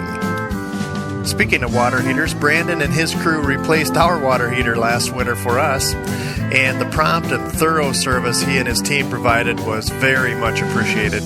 And now we have a water system that provides much more hot water much longer, which is a very important thing in our family. Contact Brandon Cruz for your plumbing and heating needs. That's Mustang Plumbing and Heating, 101 Main Street in George, 475-2661. Who has time to write out checks and pay bills? Simplify your life with online bill pay and emailed bank statements free from Frontier Bank. With a click of the mouse, you can balance your accounts, transfer funds, view your checks, and see current home listings. You can even apply for a home loan when it's convenient for you. What could be easier? With the help of online bill pay at Frontier Bank, you'll simplify your life. Frontier Bank with locations in George, Little Rock, Rock Rapids, and Sioux Falls. Member FDIC, Equal Housing Lender. When you need a case for your computer, TreeShell.com. Your iPhone, your iPod, or iPad, TreeShell.com.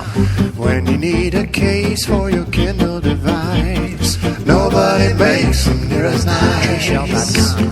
For elegant products that are made from wood, makes them near as good as tree shell.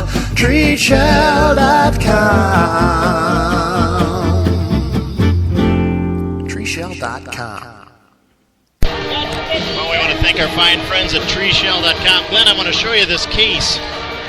Where is it here? All right, I want to show you this. This is for my iPad. This is from those fine folks at TreeShell.com. Made out of walnut and alligator skin for the cover. Just a tremendous machine, isn't it? Yeah, that's pretty neat. That's really like neat. fine cabinetry for your iPad there. Angie popped it out to do some stats there, but man, that's a fine case. Is that real alligator? I think it's cowhide with alligator stamped into it there. But it looks a little bit like alligator to me. Yeah. When you close the lid, it automatically shuts off the iPad and everything. And so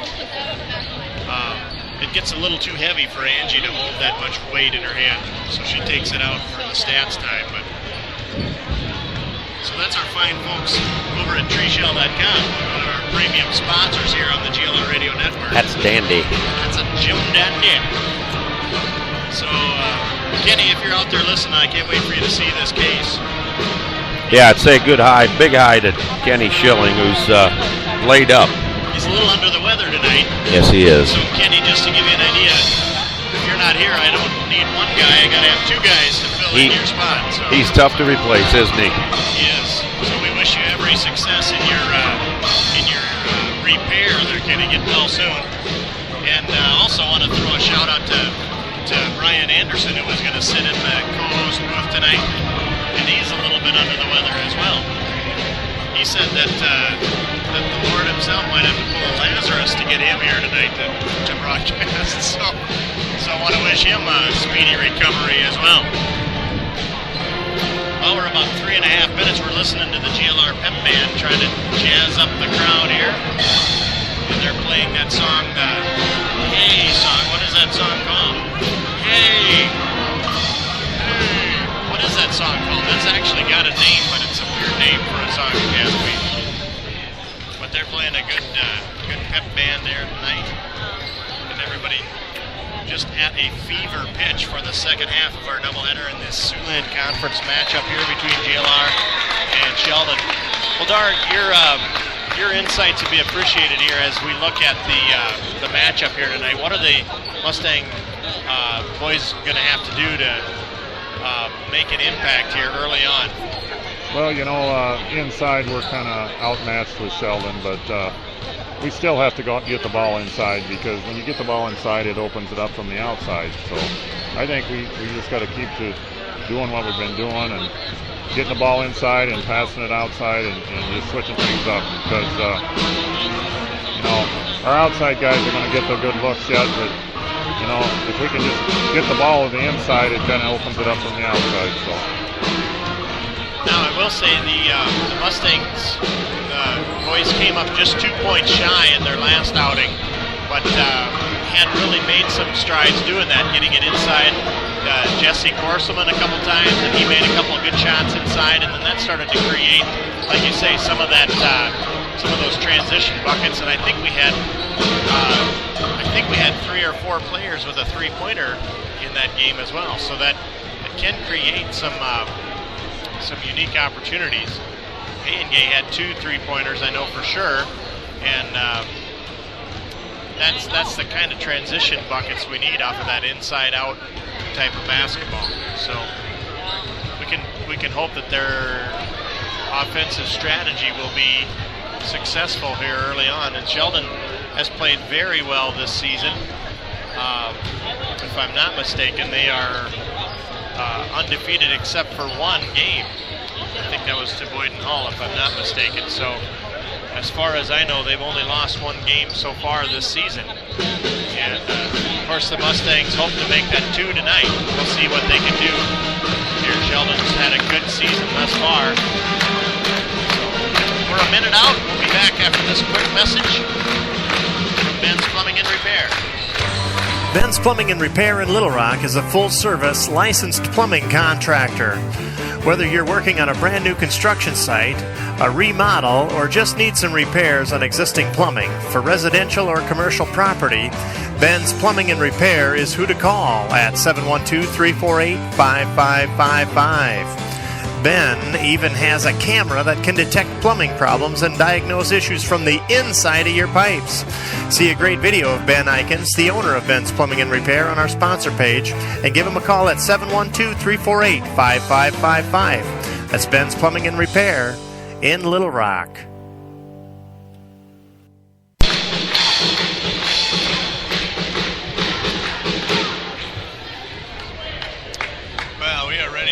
This second half of our doubleheader here. If you're just joining us, this is Greg Johnson alongside Glenn Eben and Darwin Clausen bringing you this play-by-play coverage. The PA announcer is announcing the starting lineups for the Sheldon Orams.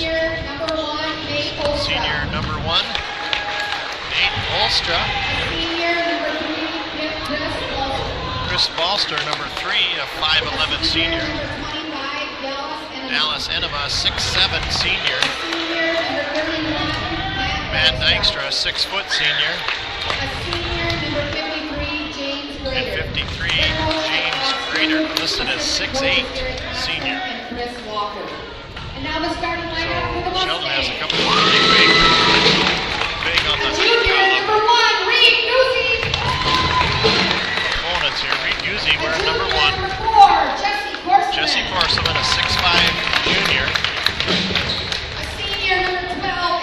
Evan Voss listed as a 6'2 senior. Wearing number 12.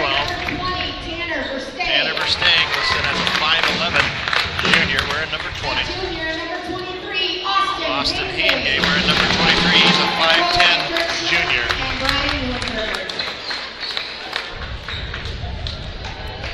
Mustangs head coach is Kurt Schilling. Assistant Brian Leuenberger.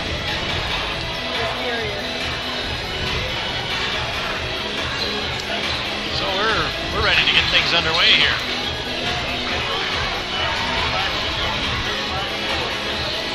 We're going to jump things off at center court.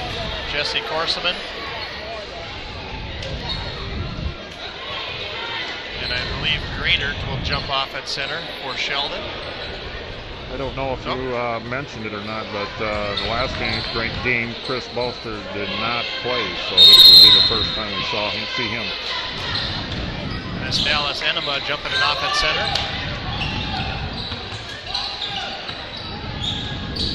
So Dykstra, Balster,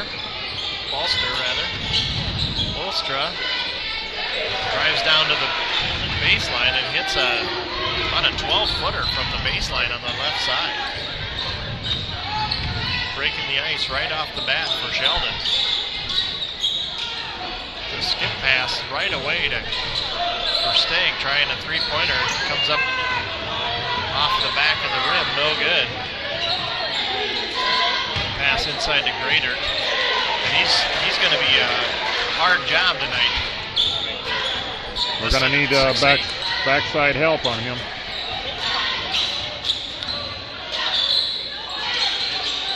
Big job tonight.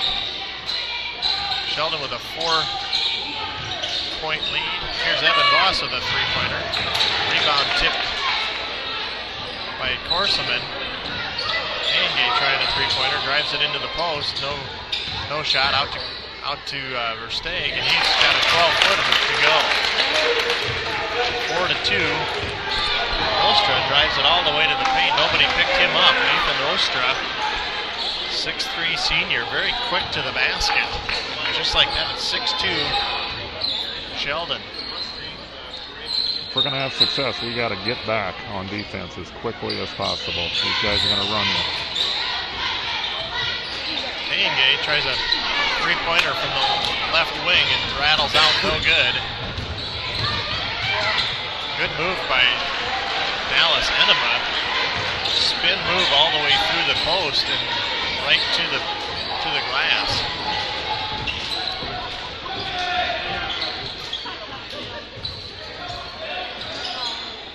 Mustangs looking to create lead on offense. Here's Reed Guzzi driving it baseline, back out to Voss. Versteeg at the top of the key. Guzzi looking at a three. Thought better of it. Pass it around. Tanner Versteeg with a fake. Gets up into the air. And he's going to be fouled in the process of shooting. That foul is on number 53, James Gradert. It's his first foul. First foul of the night. Versteeg at the line shooting 2. That free throw is good. Got Jake Hilbrands into the lineup early here, coming in for Evan Voss. Second free throw on the way from Versteeg. And that is good as well. So 8-4 lead here for Sheldon.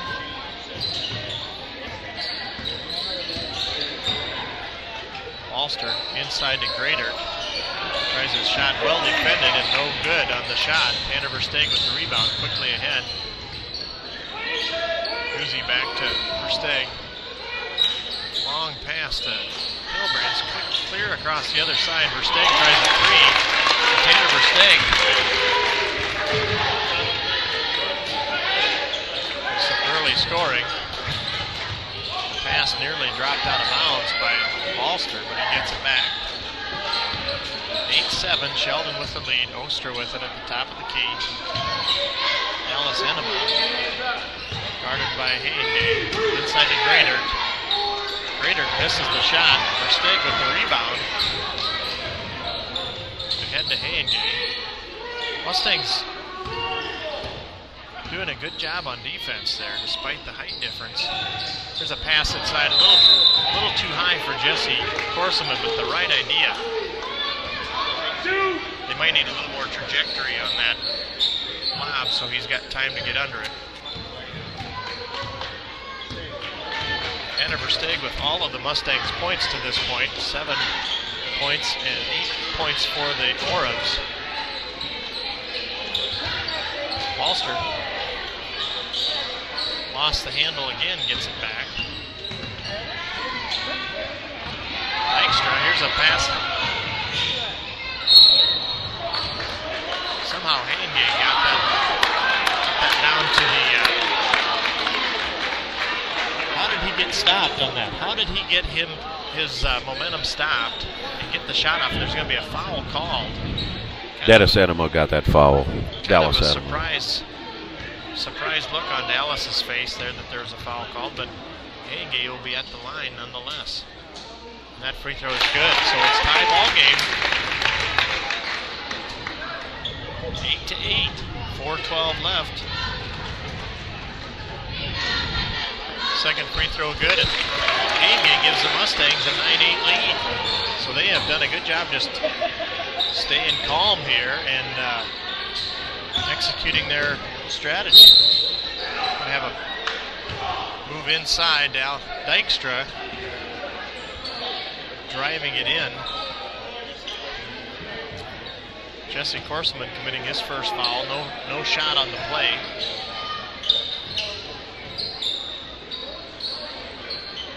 Dykstra takes the inbounds pass. Sheldon working it inside. Dallas Enema having his way inside on that trip down the court. 10-9, Sheldon.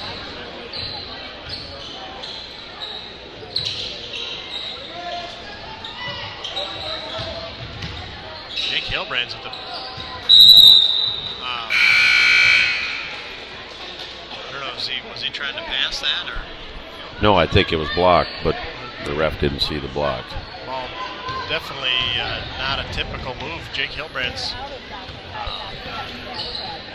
last to touch it according to the officials here. So.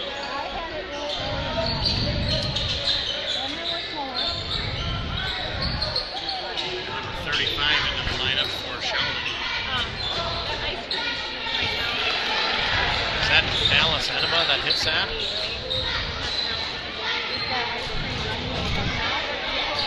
So 12-9 lead for Sheldon.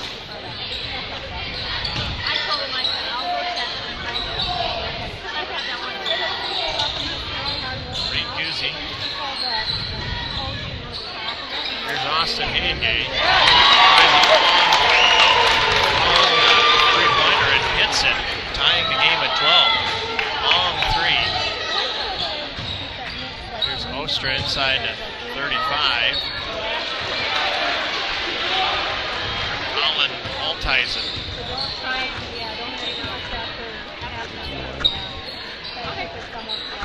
Oh, and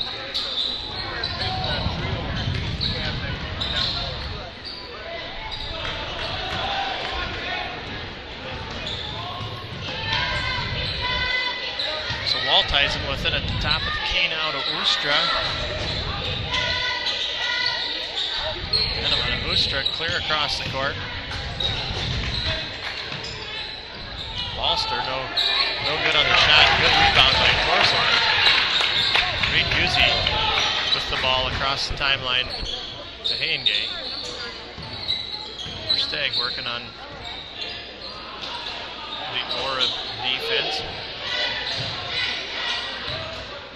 Hangay with it now. Guzzi at the top of the key. Left side to Versteeg. Here's Hangay, open three at the top of the key. No good. And Sheldon with just position on the rebound. There'll be a over the back foul on Jake Hilbrands. Yes, that is correct. Evan Voss coming back in for Jake Hilbrands.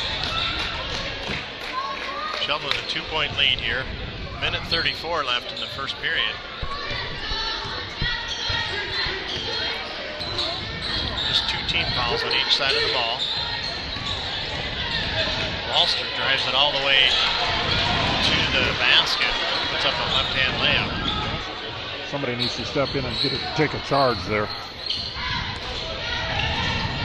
It's very good off the left-hand dribble.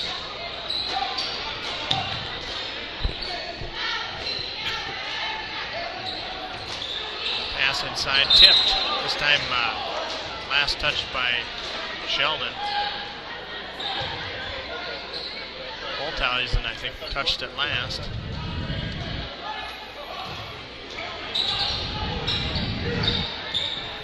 Mustangs having a tough time getting it in, but they get it to Versteeg. Tries a long three, and he's feeling a good shot tonight. It's about a 24-footer. It's a heck of a shot. Long three.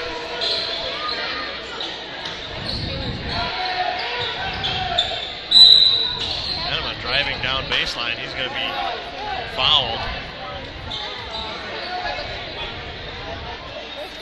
on Hangay, it looks like. No shot at the time. It's Austin's first foul. 41.2 on the clock. 16-15, Sheldon with a 1-point lead. Number 33, Dylan Enema into the game. Altizen missed the shot. Evan Voss with the strong rebound.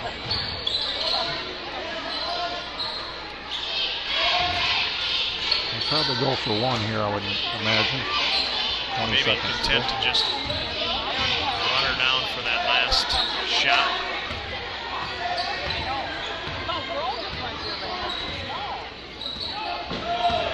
We're down to 8 seconds.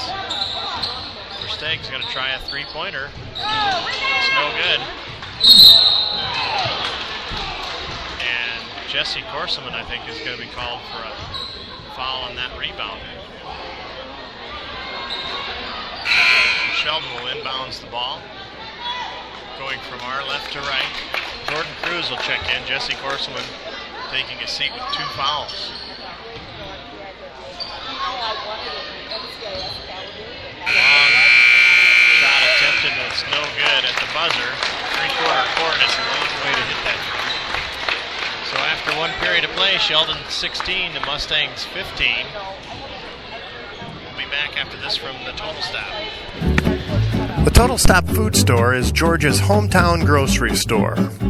Not only will you find a complete selection of fresh produce, meats, dairy products, and groceries, but you'll find the kind of excellent, friendly service that you'd expect from your hometown grocery store.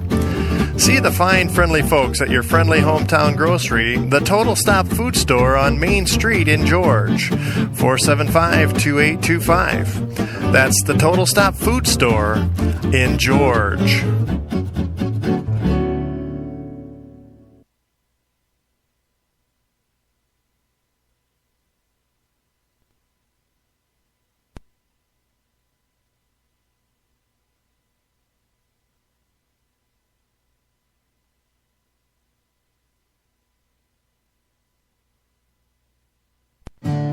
Warranty's Paint and Body in George, Iowa is your place for high-performance refinishing at its finest. Heath Warranties and his team specialize in collision repair, glass replacement, restoration, towing, and even windshield chip repair. They're located at 103 North Sydney Street in George, Iowa. Call them today, 712-475-3307. That's Warranty's Paint and Body in George. Special thanks to Warranty's Paint and Body. We're back to live action. Mustangs inbound the ball. Baingay has it down in the corner, and he's fouled. He's fouled by Matthew Dykstra. Shelton applying a good bit of pressure. The pass tipped by Guzzi. Fortunately, Evan Voss was there, put up an 8-footer, and it's no good. Quickly ahead to Enema. That's Dylan Enema. Nobody picked him up. Transition basket for the Orabs gives them a 3-point lead.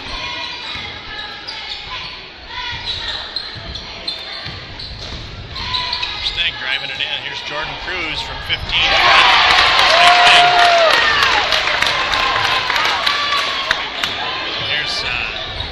Enema from three-point land. His shot rattles out no good, and Tanner Versteeg tracks down that rebound.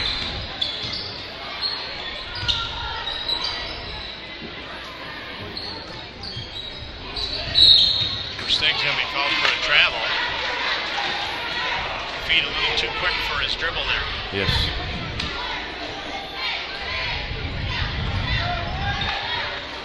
So, minute gone in the second period, 18-17.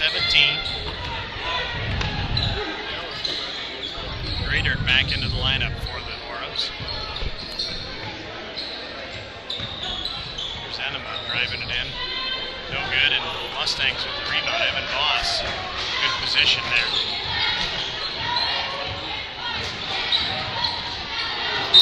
Reed Guzzi driving it in, tries a bounce pass to Jordan Cruz, and it's out of his reach, out of bounds. Or I think Jordan may have been going the wrong direction to catch that pass anyway. Here come the Orabs.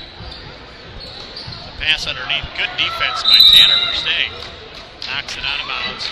Clear into the saxophone section there. He's up in the stands getting it for the refs. Pep band is absent at this time. The Mustang boys have really eliminated their turnovers this first part of this game. That's what's keeping them right in the game. Grader defended well by Jordan Cruz the second time on the putback. I think he's going to be called for a foul over the top. That's Jordan's first foul. Alex Wertzman set to check in.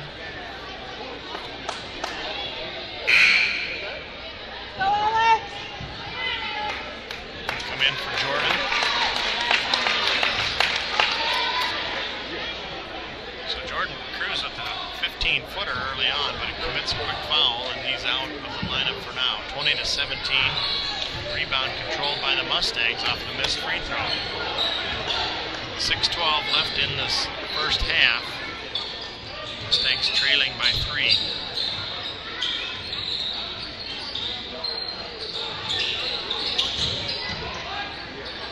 Good take into the paint there by Evan Voss.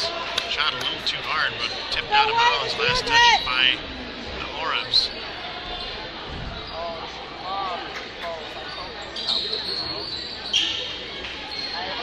Versteeg receives the inbounds pass, drives it into the paint. Puts up a 15-footer. Wiersma with the rebound, gets it back out to Versteeg, tries a three, and he's feeling it tonight. It's going to tie the game at 20 points. 5:40 left in the first half. This is about the best we've shot the ball all year so far. There's a three on the other end to answer. Matthew Dykstra hits it from the far corner of the gym.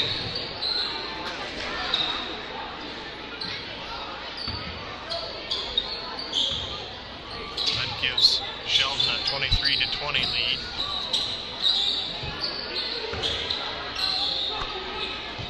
Down to Voss. Voss driving it into the post.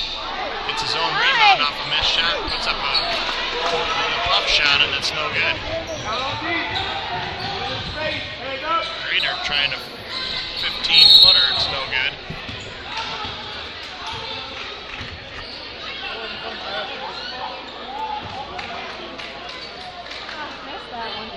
Yeah, that's going to be a foul on Evan Voss.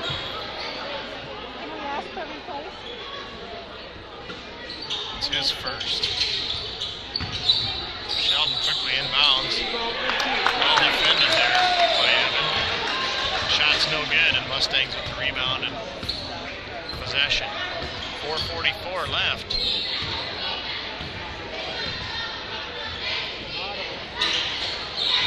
Easy down to Voss.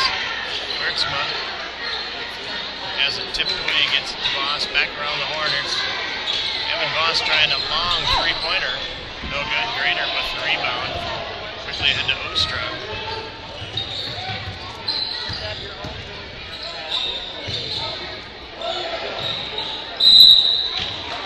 Alex Wiersma fell down, got up, put his hands straight up, but Grader is just a huge presence inside.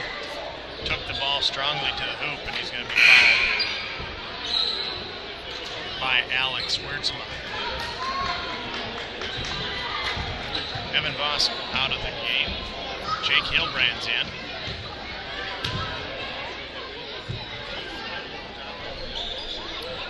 Grader at the free throw line hits the front end of the two-shot opportunity. 24-20. 4:14. Second free throw is also good.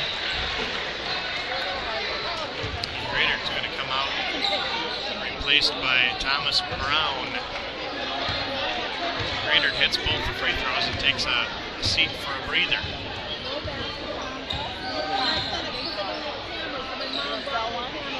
Mustangs on offense. Inside to Jake Hilbrand. Shot is blocked.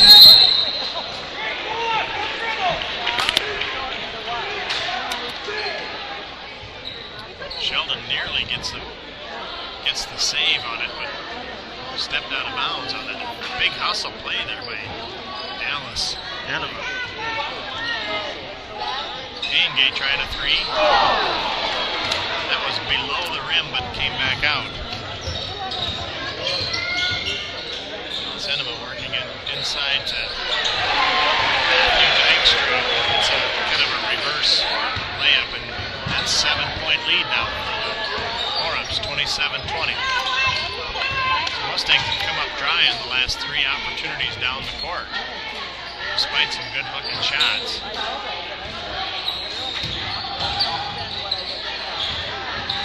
Dangay driving it inside. His shot's no good.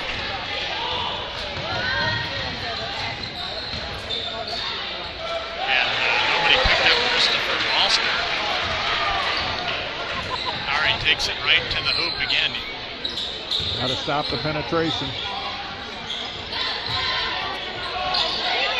Wiersma going to try it. And he hits from the far left corner. So that cuts it back down to 6, 29-23. Dallas Enema. Ball left wing. Booster to Balster.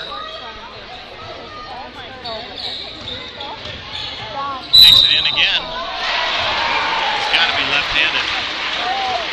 Nobody can dribble that good with the left hand. And he keeps going around our defenders left-handed. Nobody's cutting him off.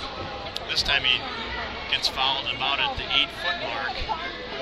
Kind of threw a shot up and got the roll. And he's at the free throw line after that foul from our number 23, that's Austin Haingate. Misses the free throw. Haingate with the rebound.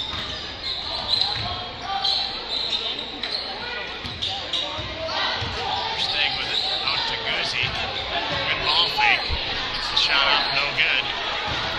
Rebound by 45, Thomas Brown. Red charge call on the other end. Haingate held his ground, and he did like you said, Dory, get in there and took the charge. It's gonna cause some of the Sheldon players to be more cautious breaking it into the paint there. 8-point lead for Sheldon, 2 minutes, 11 seconds. Just kind of a quiet half here of basketball.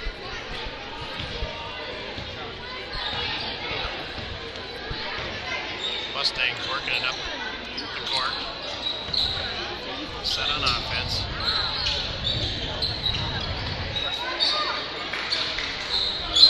Guzzi at the right wing. Steg calling for the ball. Guzzi driving it down to the baseline. Back to Steg, has it blocked. Booster with a big block. He gets it down, makes the transition bucket, and is fouled by Alex Ritzma. So a big... I don't know where that came from. I don't think he even touched him. Yeah, I don't think Alex thought there was a lot of contact either. In any case, that's Ritzman's second foul. Evan Voss comes in for him. 10-point lead now for Sheldon. 9 team fouls committed by the Mustangs. Good rebound by Jake Hilbrands on the missed free throw.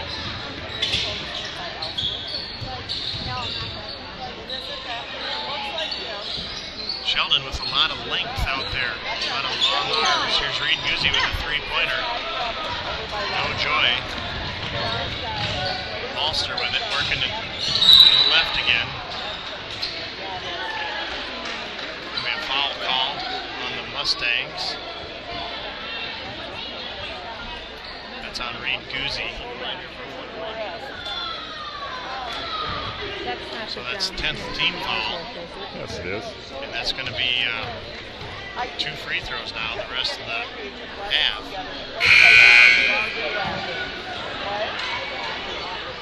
It's Ulster missing the first of 2 free throws. Second one on the way. And he makes that.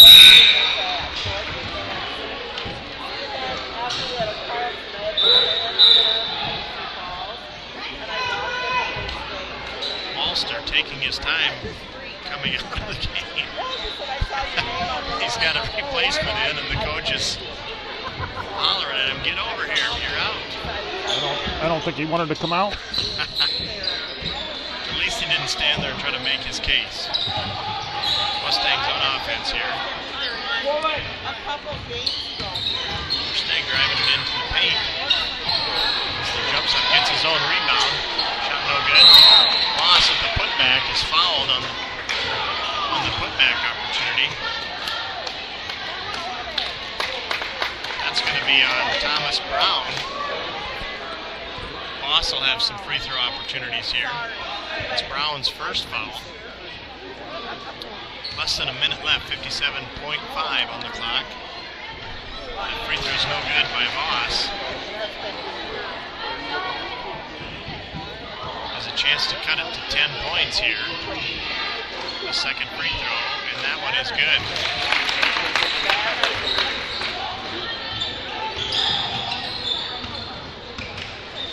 So just 50 seconds left in the half. Sure, down on the right wing, good pass inside. Dykstra gets the right side in layup. Dykstra there with the shot. 12-point lead for the Orams.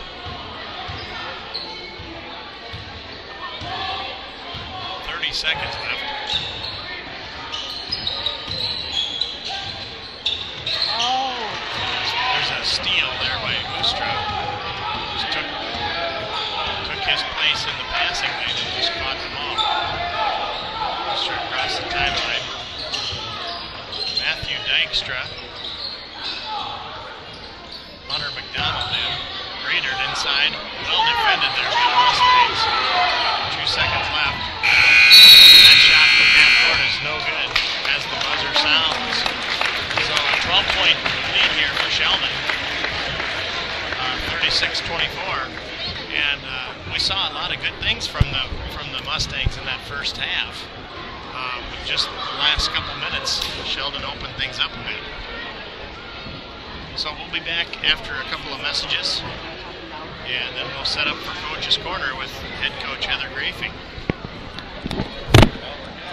You're going to want to talk about my thunderous proclamation. Don't.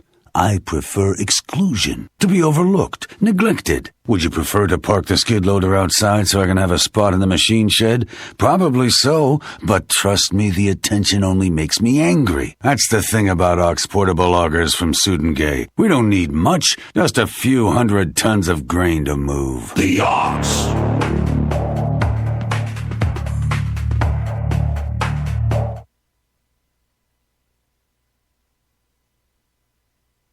Mustang Plumbing and Heating provides service and repair on furnaces, water heaters, air conditioning systems, and heat pumps, along with all types of plumbing. Speaking of water heaters, Brandon and his crew replaced our water heater last winter for us, and the prompt and thorough service he and his team provided was very much appreciated.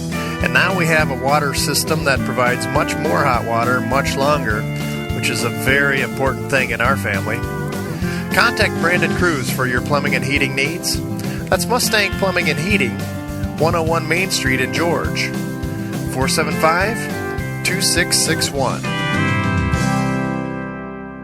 This is Craig Manson, branch manager of Security Savings Bank in George.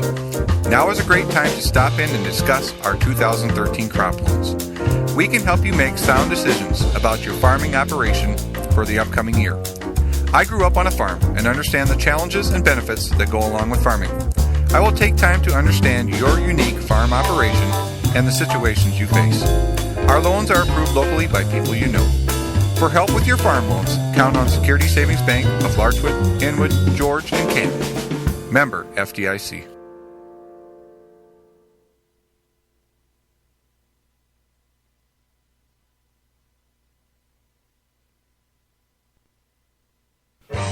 Ben's Plumbing and Repair in Little Rock is a full-service, licensed plumbing contractor. Whether you're working on a brand new construction site, a remodel, or just need some repairs on existing plumbing for residential or commercial property, Ben's Plumbing and Repair is who to call at 712-348-5555. Ben even has a camera that can detect plumbing problems and diagnose issues from the inside of your pipes. See a great video of Ben Eikens, the owner of Ben's Plumbing and Repair, on our sponsor page, and give him a call at 712-348-5555. That's Ben's Plumbing and Repair in Little Rock. Corner Service in Little Rock is the place to go for all your vehicle maintenance needs.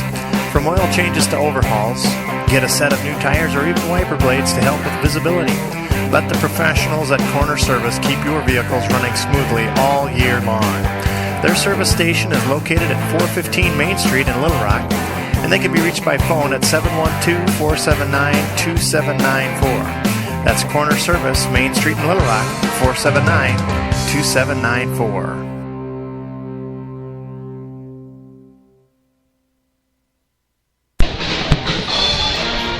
Special thanks to our sponsors for bringing us the Coach's Corner, and we're sitting here with head coach Heather Grafing and Keely Cruz working on her equipment here. Keely, welcome to Coach's Corner. Thank you. And it's good to see you back here tonight. You were in good form here tonight in the ball game earlier on, and I want to commend you on a good performance tonight. These are the unofficial stats, Coach, but I'll let you work your magic on that. Tell us what you thought of the game tonight and your takeaway from the victory tonight. Well, first of all, Siouxland Conference, a win's a win. They are hard to come by in this conference. Looking at the scores, I'm unofficially, there was a couple teams that got, had some really close games. Maybe even, I'll call them an upset tonight. So winning is so important at this point. And I don't care the fact that we, had a big lead and we kind of, let that lead slip. The fact matter is we won. That's the biggest thing. We outscored them 16-4 the first quarter. Had a huge first quarter. That was the only quarter we outscored them. We tied them 15-15 in the second quarter. In the second half, they beat us. We gave up 22 points in the fourth quarter, and we won. That's just a huge pat in the back to the girls. They could have rolled over. The momentum definitely was not ours the second half, but these guys just battled. They battled back.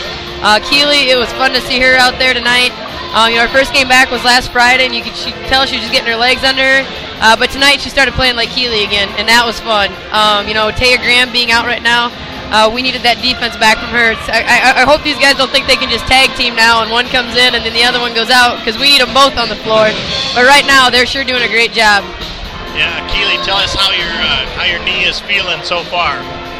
It's pretty good for the most part. The worst thing is just after games, because they're really physical sometimes and it just gets really sore. But I keep icing it and ibuprofen, so it's doing good. Good. I said to Glenn and Darwin, I said, if I went down as hard diving for the ball as some of these gals tonight, you'd have to take me out in a wheeling gurney. So good job on defense and offense. I think you had at least 2 3-pointers that we know of. Maybe you've got more than that. No, it was 2. So it was 2. Okay, yep. Good. Well, it's good to see you out there feeling like you could shoot that, and everybody here was on their feet every time you shot one, so it's good to see another good defensive performance there by the Mustangs, Coach. Absolutely. You go back to what you were saying earlier with Keely and her 3-point shots. With her being out, it was hard to look at positives. She was one of our leading scorers. When she went down, the team kind of, thought, oh, what are we going to do now? And they really responded while she was out as far as outside shooting goes. And I think the first half it really showed. We walked in the locker room. We had 4 3-pointers as a team, and 4 different kids hit them. Taylor Carson hit one from the corner. We had Abby Even hit one. I believe Jess Sambelt was the other one. And Keely hit one. Maddie DeBeer passed up a 3-point shot, and I know it would have gone in because that kid can shoot. And then Keely hit another one for us in the second half. So just to see how the team has matured on Keely's time while she was out was huge. We definitely missed Taya Graham tonight. We're excited to get her back on the floor. This is, if somebody would have told me tonight that Taylor Carsonson would not score a 2-point bucket, I might have said, oh boy, this is going to be tough to win this. She's had so much offense for us in the last few games, and we did it. A big part of that was Keely coming back, playing the way Keely likes to play, getting the girls going. But that was one player can't win a game like that. That takes a team, and the girls did fantastic. I think Keely led us with 16. Taylor had 13, and then Jess Sambelt also had 13. But I think Danny, other than with Danny's 13 points, I think the most impressive thing is I had her for our stats had her for 16 rebounds tonight. So again, everybody did something. The girls that came off the bench gave us some really good minutes, which was important tonight. And the most important thing is we got a W. That's where the rubber meets the road, and we were noting that the biggest threats for Sheldon, Abby Provost, was held scoreless tonight, and that's a big thing. And she ended up with 3 rebounds unofficially in her effort, and that's one of her biggest contributions usually for the Sheldon girls. So you definitely did your job on her tonight. They did. Sheldon, give them credit. They had some kids that don't normally score as much for them step up and score tonight. I know in the first half we held Bausma, who's their leading scorer. We held her to, I believe, 3 points. Girl off the bench had, I think, 7 at halftime. I can't honestly right now even remember her name. Oh, that was Chris or Katie. I can't remember her last name. It starts with an N, I believe. But anyway, we held both their leading scorers down. Bausma's a player. We knew she was going to get some second half. We just wanted to try to contain her, and I felt like we did a pretty good job of that. But we'll give Sheldon a lot of credit. They worked their tails off. They pushed these kids like crazy. Keely's 2 free throws, with under a minute. As soon as I saw her step up, with her being the one that got fouled, I knew we had it. At that point, Keely's a senior veteran. There's nobody on the floor I'd rather be shooting that shot than Keely Cruz. So when she hit those 2, put us up by 3, at that point, all I said was we can't give up a three-pointer. Give up a layup. If there's under 5 seconds on the clock, don't even inbound it. Just hold it there, and you can start, celebrating.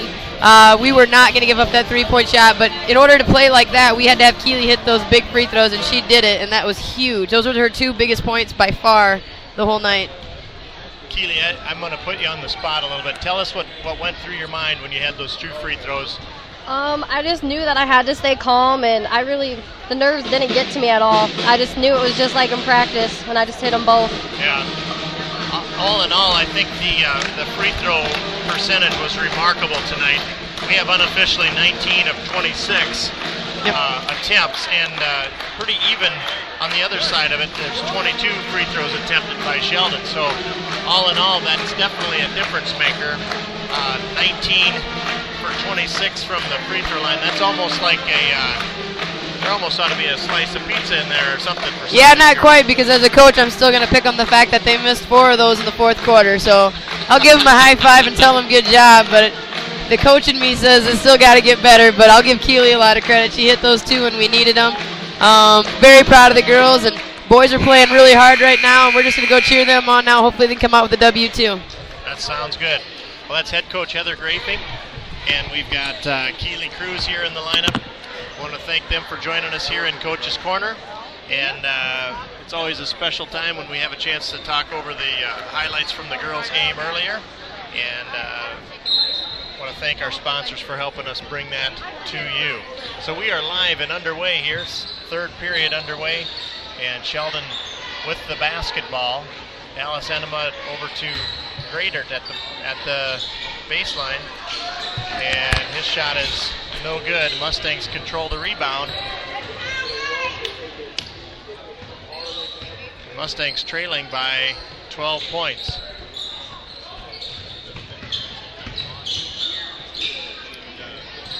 Tanner Verstegen at the top of the key. Reed Guzzi down. Good play inside to Evan Voss.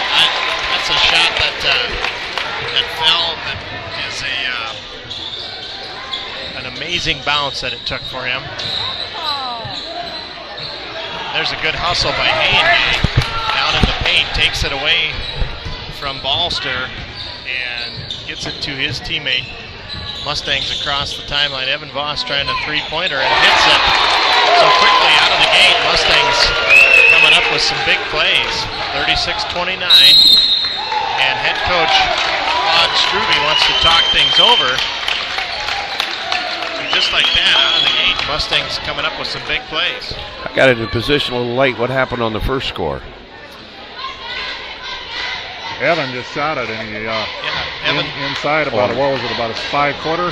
He kind of shot a floater, and it bounced really high off the rim, and it ended up. And then he come back and shot a 3. And yeah, that's awesome. 2 in a row for Ev. So, Ev fired up, you bet. So Sheldon will inbounds the ball, a little bit shocked here by the quick 5 points here by the Mustangs. Alice Enema working his way into the paint. No good. Evan Voss with the rebound. Well defended there, and Mustangs with a chance to cut into that lead a little bit more. Here's Versteeg. Out to Voss. Going to try that 3-pointer again. Oh, that was just short. I think the roof would have come off the place if that had gone down. Ustra working his way inside.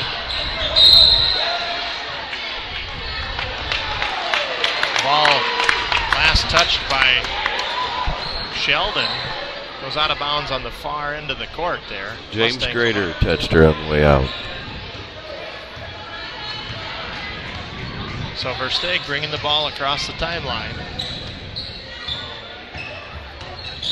We can hit one here. We'll be right back in it.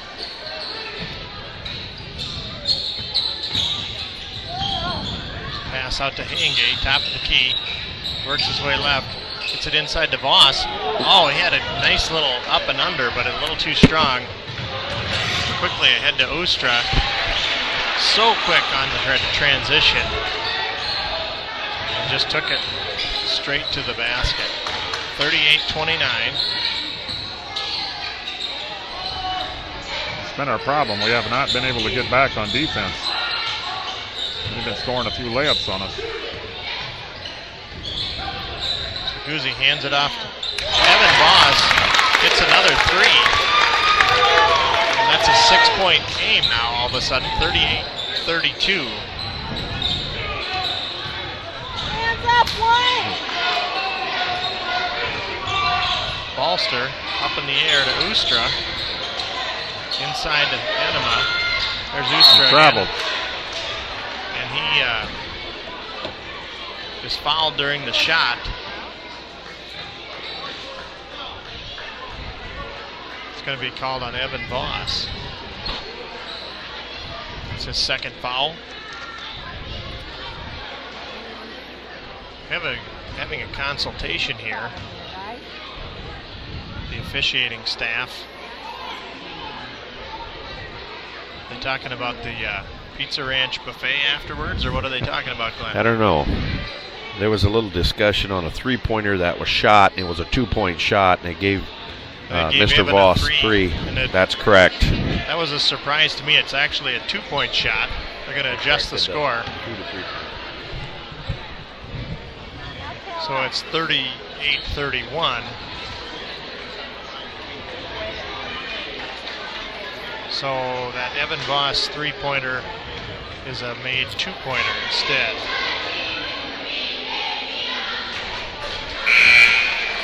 So that is the adjustment to the score, and that first free throw is made by Nathan Ustra. So 39-31. Second one on the way, and it is good. That was kind of a surprise. I didn't know where Evan had jumped from, but he did make a nice shot, and then they gave him a three, and I thought that was a surprise. So back to live action here. Stolen away by Ustra. He took it down. He dunks it home. So he's listed at 6'3", but he's got some hops. Good athlete, and made a good steal and took it all the way in transition to the basket. Mustangs with the basketball now.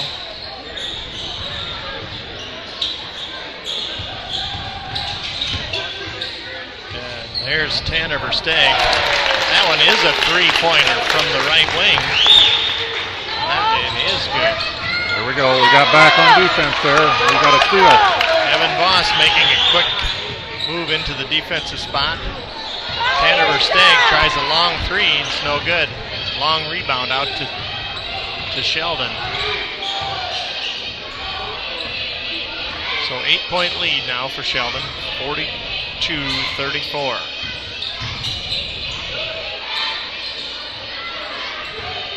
Booster's going to look at a three, puts it up, no good. Balster with the rebound, no good, and good rebound by Jesse Korseman there. Hayenga's going to try a three-pointer. No good. Rebound quickly ahead to Enema. It's a good spin move. Gets himself free. He's fouled during the process of the shot. He didn't have time to skid to a stop. He hit the end thing. That was a tremendous spin move by Balster. That's Tanner, or Hayengay.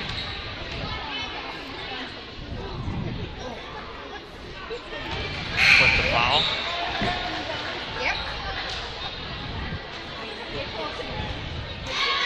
We've got him for 3 fouls. It's 2 on the scoreboard, and they've removed that now. So Dallas Enema at the free throw line, shooting the second free throw.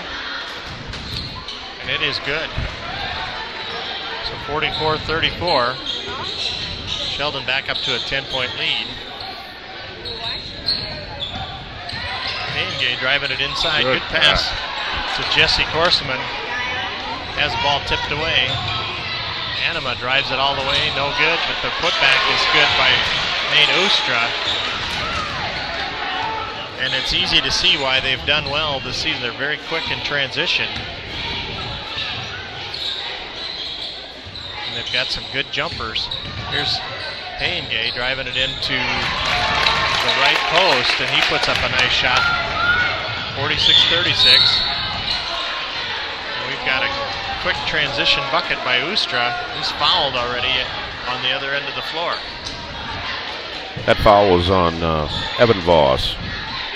That looks to be his third. That's correct. So Ustra at the free throw line.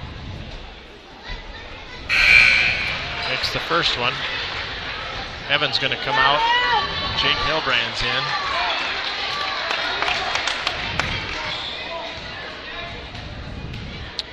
.11 points the lead. Second free throw is good.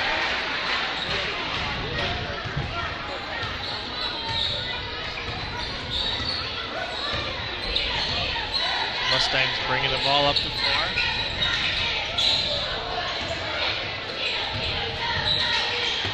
There's a shot by Jake Hilbrands from three-point land. Follows the shot. Rebound by Dallas Enema.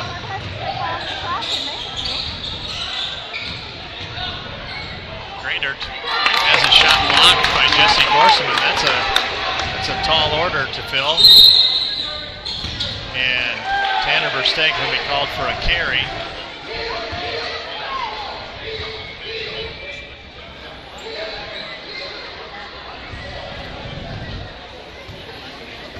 So a 12-point lead for Sheldon, 48-36. Ustra's lighting it up. Here's a dunk underneath by Dallas Enema. Baseline drive and just two-handed it home. So Sheldon exerting their will right now against the Mustangs. Here's Hayengay going to try a three. It's no good. Rebound by Dallas Enema. He's going to pull up for a long two. Good hustle there by Sheldon. Going to have a foul called at the high post. It's going to be on Tanner Versteeg.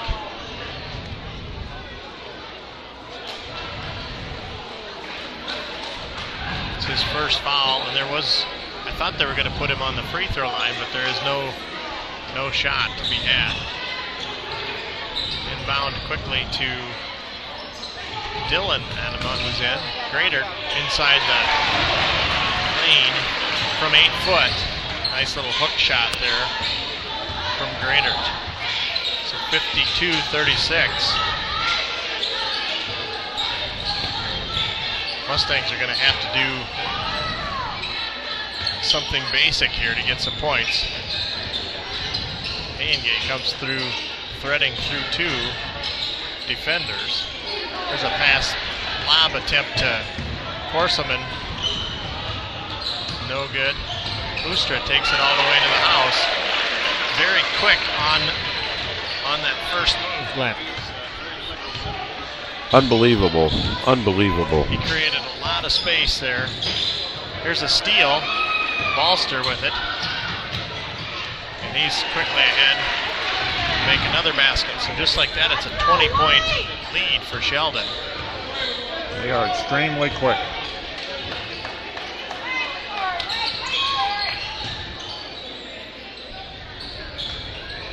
Mustangs with 18 seconds left in the third period, trying to clear the cobwebs here.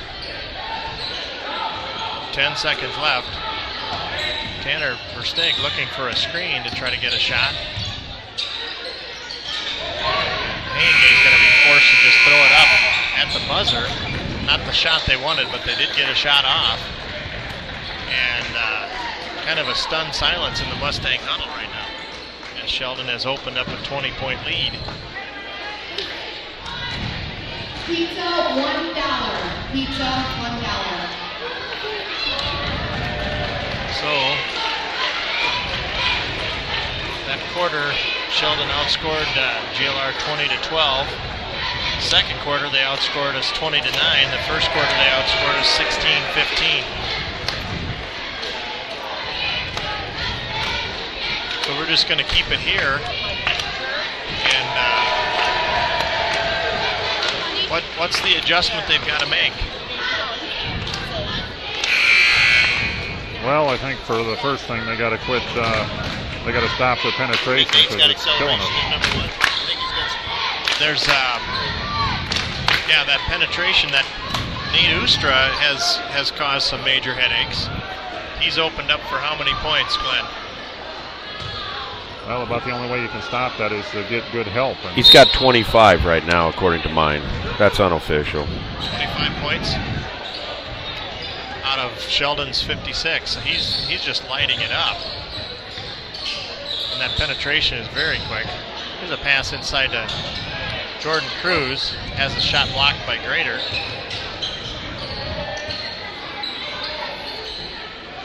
Grader listed as a 6'8" player against Jordan Cruz, who's listed at 6 foot. That's a tough guy to shoot over with an 8-inch difference anyway. Here's a steal, and it's going to Haingay on the floor, and it's off of him. Last touch by Haingay, trying to get it back.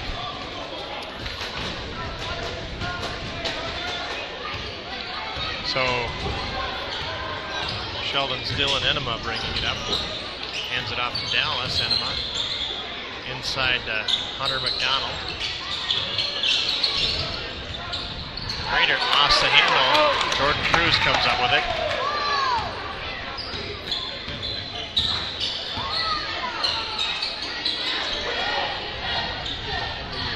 Mustangs trying to work something out here on offense.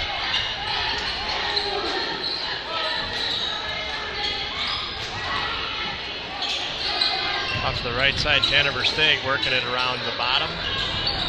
Shot to the baseline. Wiertzma gets a pass to Versteeg. His shot comes up short. Dylan Enema has his pass stolen away by Reed Guzzi on the transition. Haingay with it now in the corner.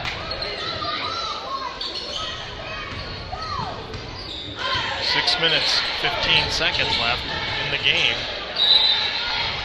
Versteeg.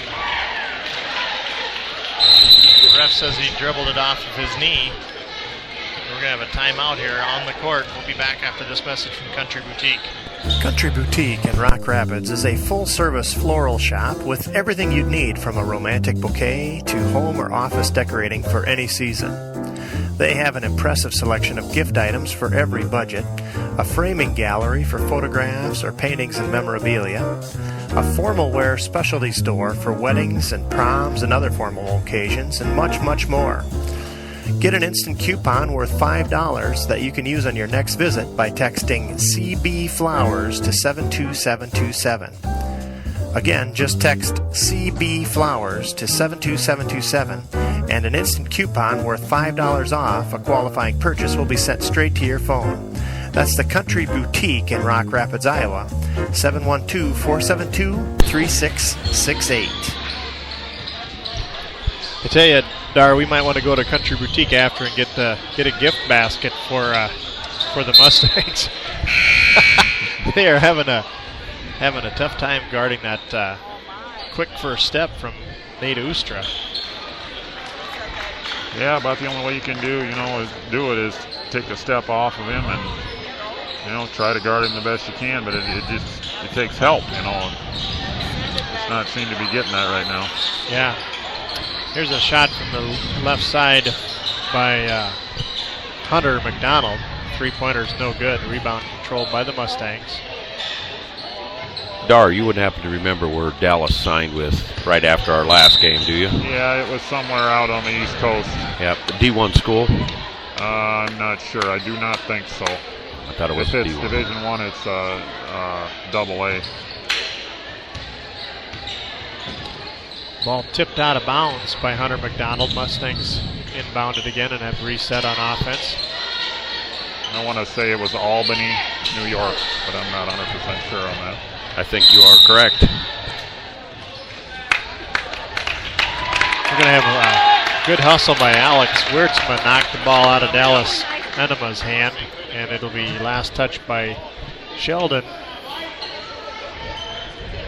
Still a 20-point lead, 5:20 left on the clock.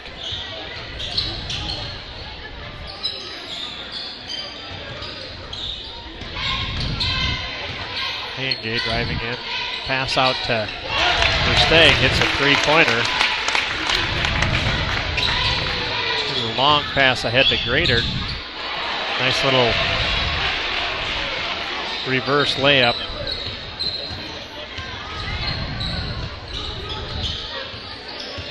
So 58-39. Hangay has it stolen away from behind. Hunter McDonald.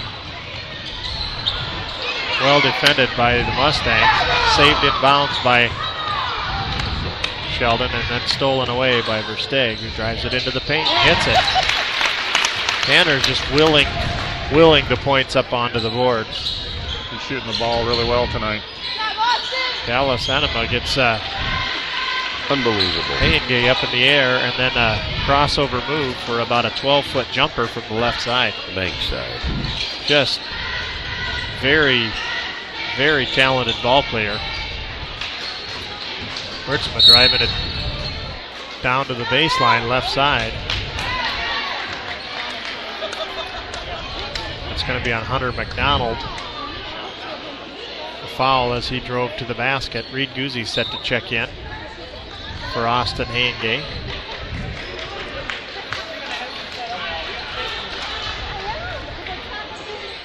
So Mustangs will inbound it under their own basket. 4:08 left in the game. They're trailing by 19 points. And Versteeg with a three-pointer. Tanner Versteeg shooting lights out tonight. Cuts it to 16. And there's an unforced error there by Dylan Enema. Called for a travel on his way to the basket. Jordan Cruz out of the lineup now. Jesse Corselman back in. The Mustangs with some hope here if they continue to get some good looks inside. There's a pass inside to Corselman and it's knocked out of bounds. Last touched by the Orabs. It's only a 16-point lead. You get a three-pointer here or a couple threes, we'll be right back in it. Versteeg's going to try a 12-footer. No good. Corselman in the scrum. Credit him for a good hustle there. Good hustle. He had to roll all the way over on his back to get to where the ball was. Possession arrow favors Sheldon, but that's just downright determination there by Jesse Corselman. It's a long pass ahead. I'll get that. Going to be out of bounds. No, it's saved in. Good hustle there by Dylan Enema, but the Mustangs are the only ones there to retrieve it. And Tanner Versteeg trying to take it all on his shoulders. Shot is off the basket, no good. The way Tanner's shooting the ball, I think I would set some screens for him. Well, there's Nate Ustra.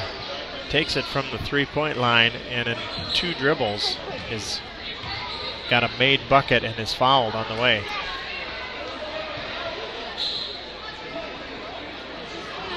He really can create some offense there when he has time with the basketball. Got a couple substitutions in here now for Sheldon.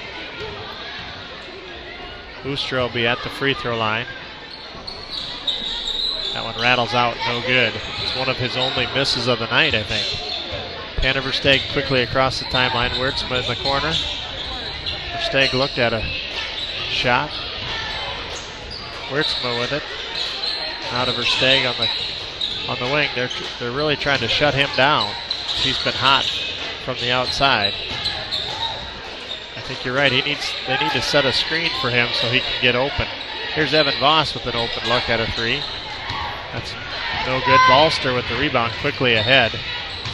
Hands it off to Dallas Enema. We're going to have a timeout from Sheldon's head coach, Claude Struve. So we'll be back after this message from Ben's Plumbing and Repair. Ben's Plumbing and Repair in Little Rock is a full-service licensed plumbing contractor.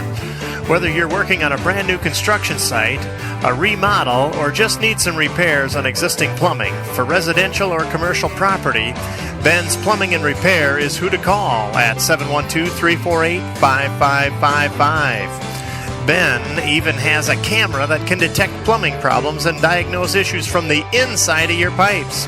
See a great video of Ben Eikens, the owner of Ben's Plumbing and Repair, on our sponsor page, and give him a call at 712-348-5555. That's Ben's Plumbing and Repair in Little Rock.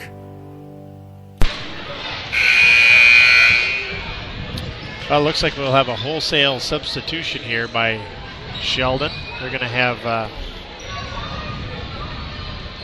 some of the JV players, it looks like, coming in. Thomas Brown in there. Dylan Enema. Hunter McDonald. Ooh, he traveled. Number 35 in there. I don't have him on the roster. Oh, check that. It's Colin Woltheisen. Mustangs inbound the ball to Reed Guzzi.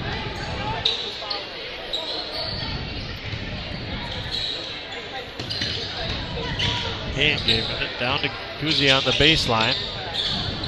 And that'll be an errant pass here. They're going to say last touched by the Mustangs.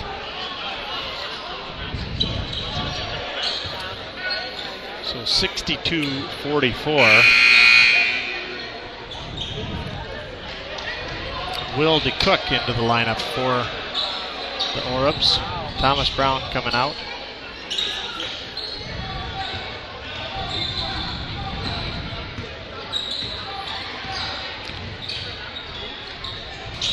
So guys, Sheldon just kind of exerting their will here tonight against the Mustangs. Overall, though, the boys have played really well. I think probably one of the better games they've played all year. You know, you got to look at Sheldon being rated in the top 10 in their class. So yeah, there's no doubt that that Sheldon is a major contender this year, and our guys credit them. They've held them to 62 points, and they've scored 44 points. Boys really don't have nothing to be ashamed of. No.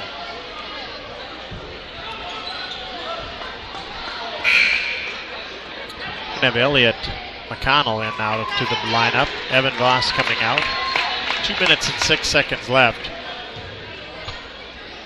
And short of some major development here, it looks like Sheldon will have a win at the end of this, unless the Mustangs can really get some points on the board quickly. There's a steal by Hunter McDonald on Tanner Versteeg. Very quick on defense in his own right. And Tanner fouled him on the way by to stop the layup. I think McDonald got a little bit of Tanner's arm there. The ref did not see it. That's certainly how it looked here to me as well. Nonetheless, Hunter McDonald at the line. Going to hit the front end of a bonus. Jordan Cruz coming in. Jesse Korseman out.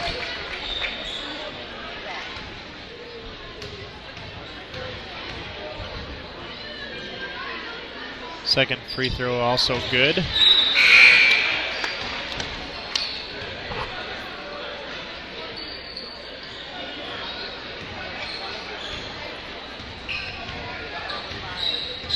So the Mustangs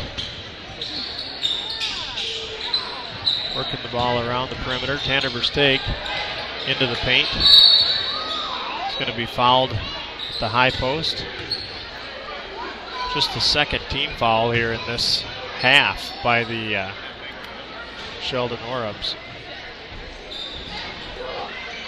That's an amazing stat all by itself. Tanner takes the inbounds pass on the three-pointer, land on the wing and hits it. Tanner's got quite a few points here tonight. Got Tanner unofficially for 27.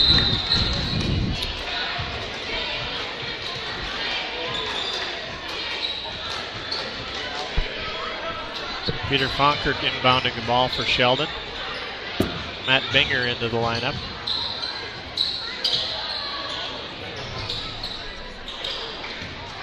Shot no good. Rebound by Tanner Versteeg.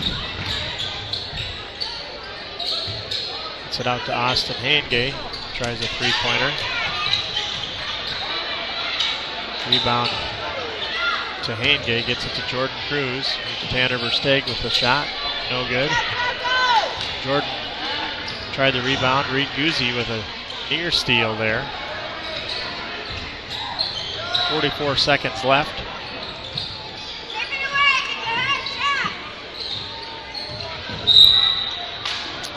And that is Quinn Groff into the lineup for Sheldon. He's fouled by Elliot McConnell.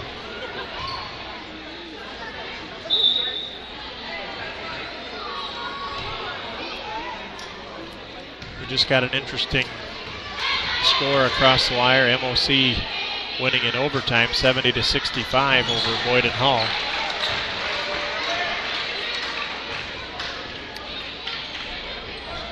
Boyden Hall seems to get a lot better toward the end of the season every year.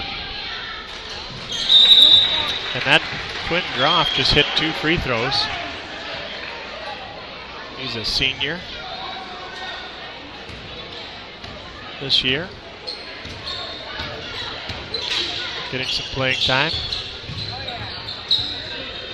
It's a pass inside from Elliott to Jordan Cruz, and it's a little out of the reach. In fact, it goes out of bounds off the backboard. 26 seconds left. Will DeCook into the lineup for Sheldon. Matt Binger. Peter Fonkert. Number 43, and here's number 55. That's Andy Cooper. Tries a shot, no good. Reed Guzzi with the ball across the timeline. Gets it out to Hangay for a three-pointer, and as time expires, he hits the three-pointer. So just a 16-point deficit on the scoreboard. Really, Sheldon had the game sort of well in hand there by the fourth quarter.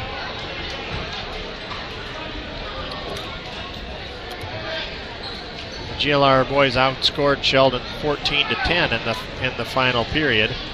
It came up a little shy. We'll be back after a message here to recap the night. You're listening to the GLR Radio Network.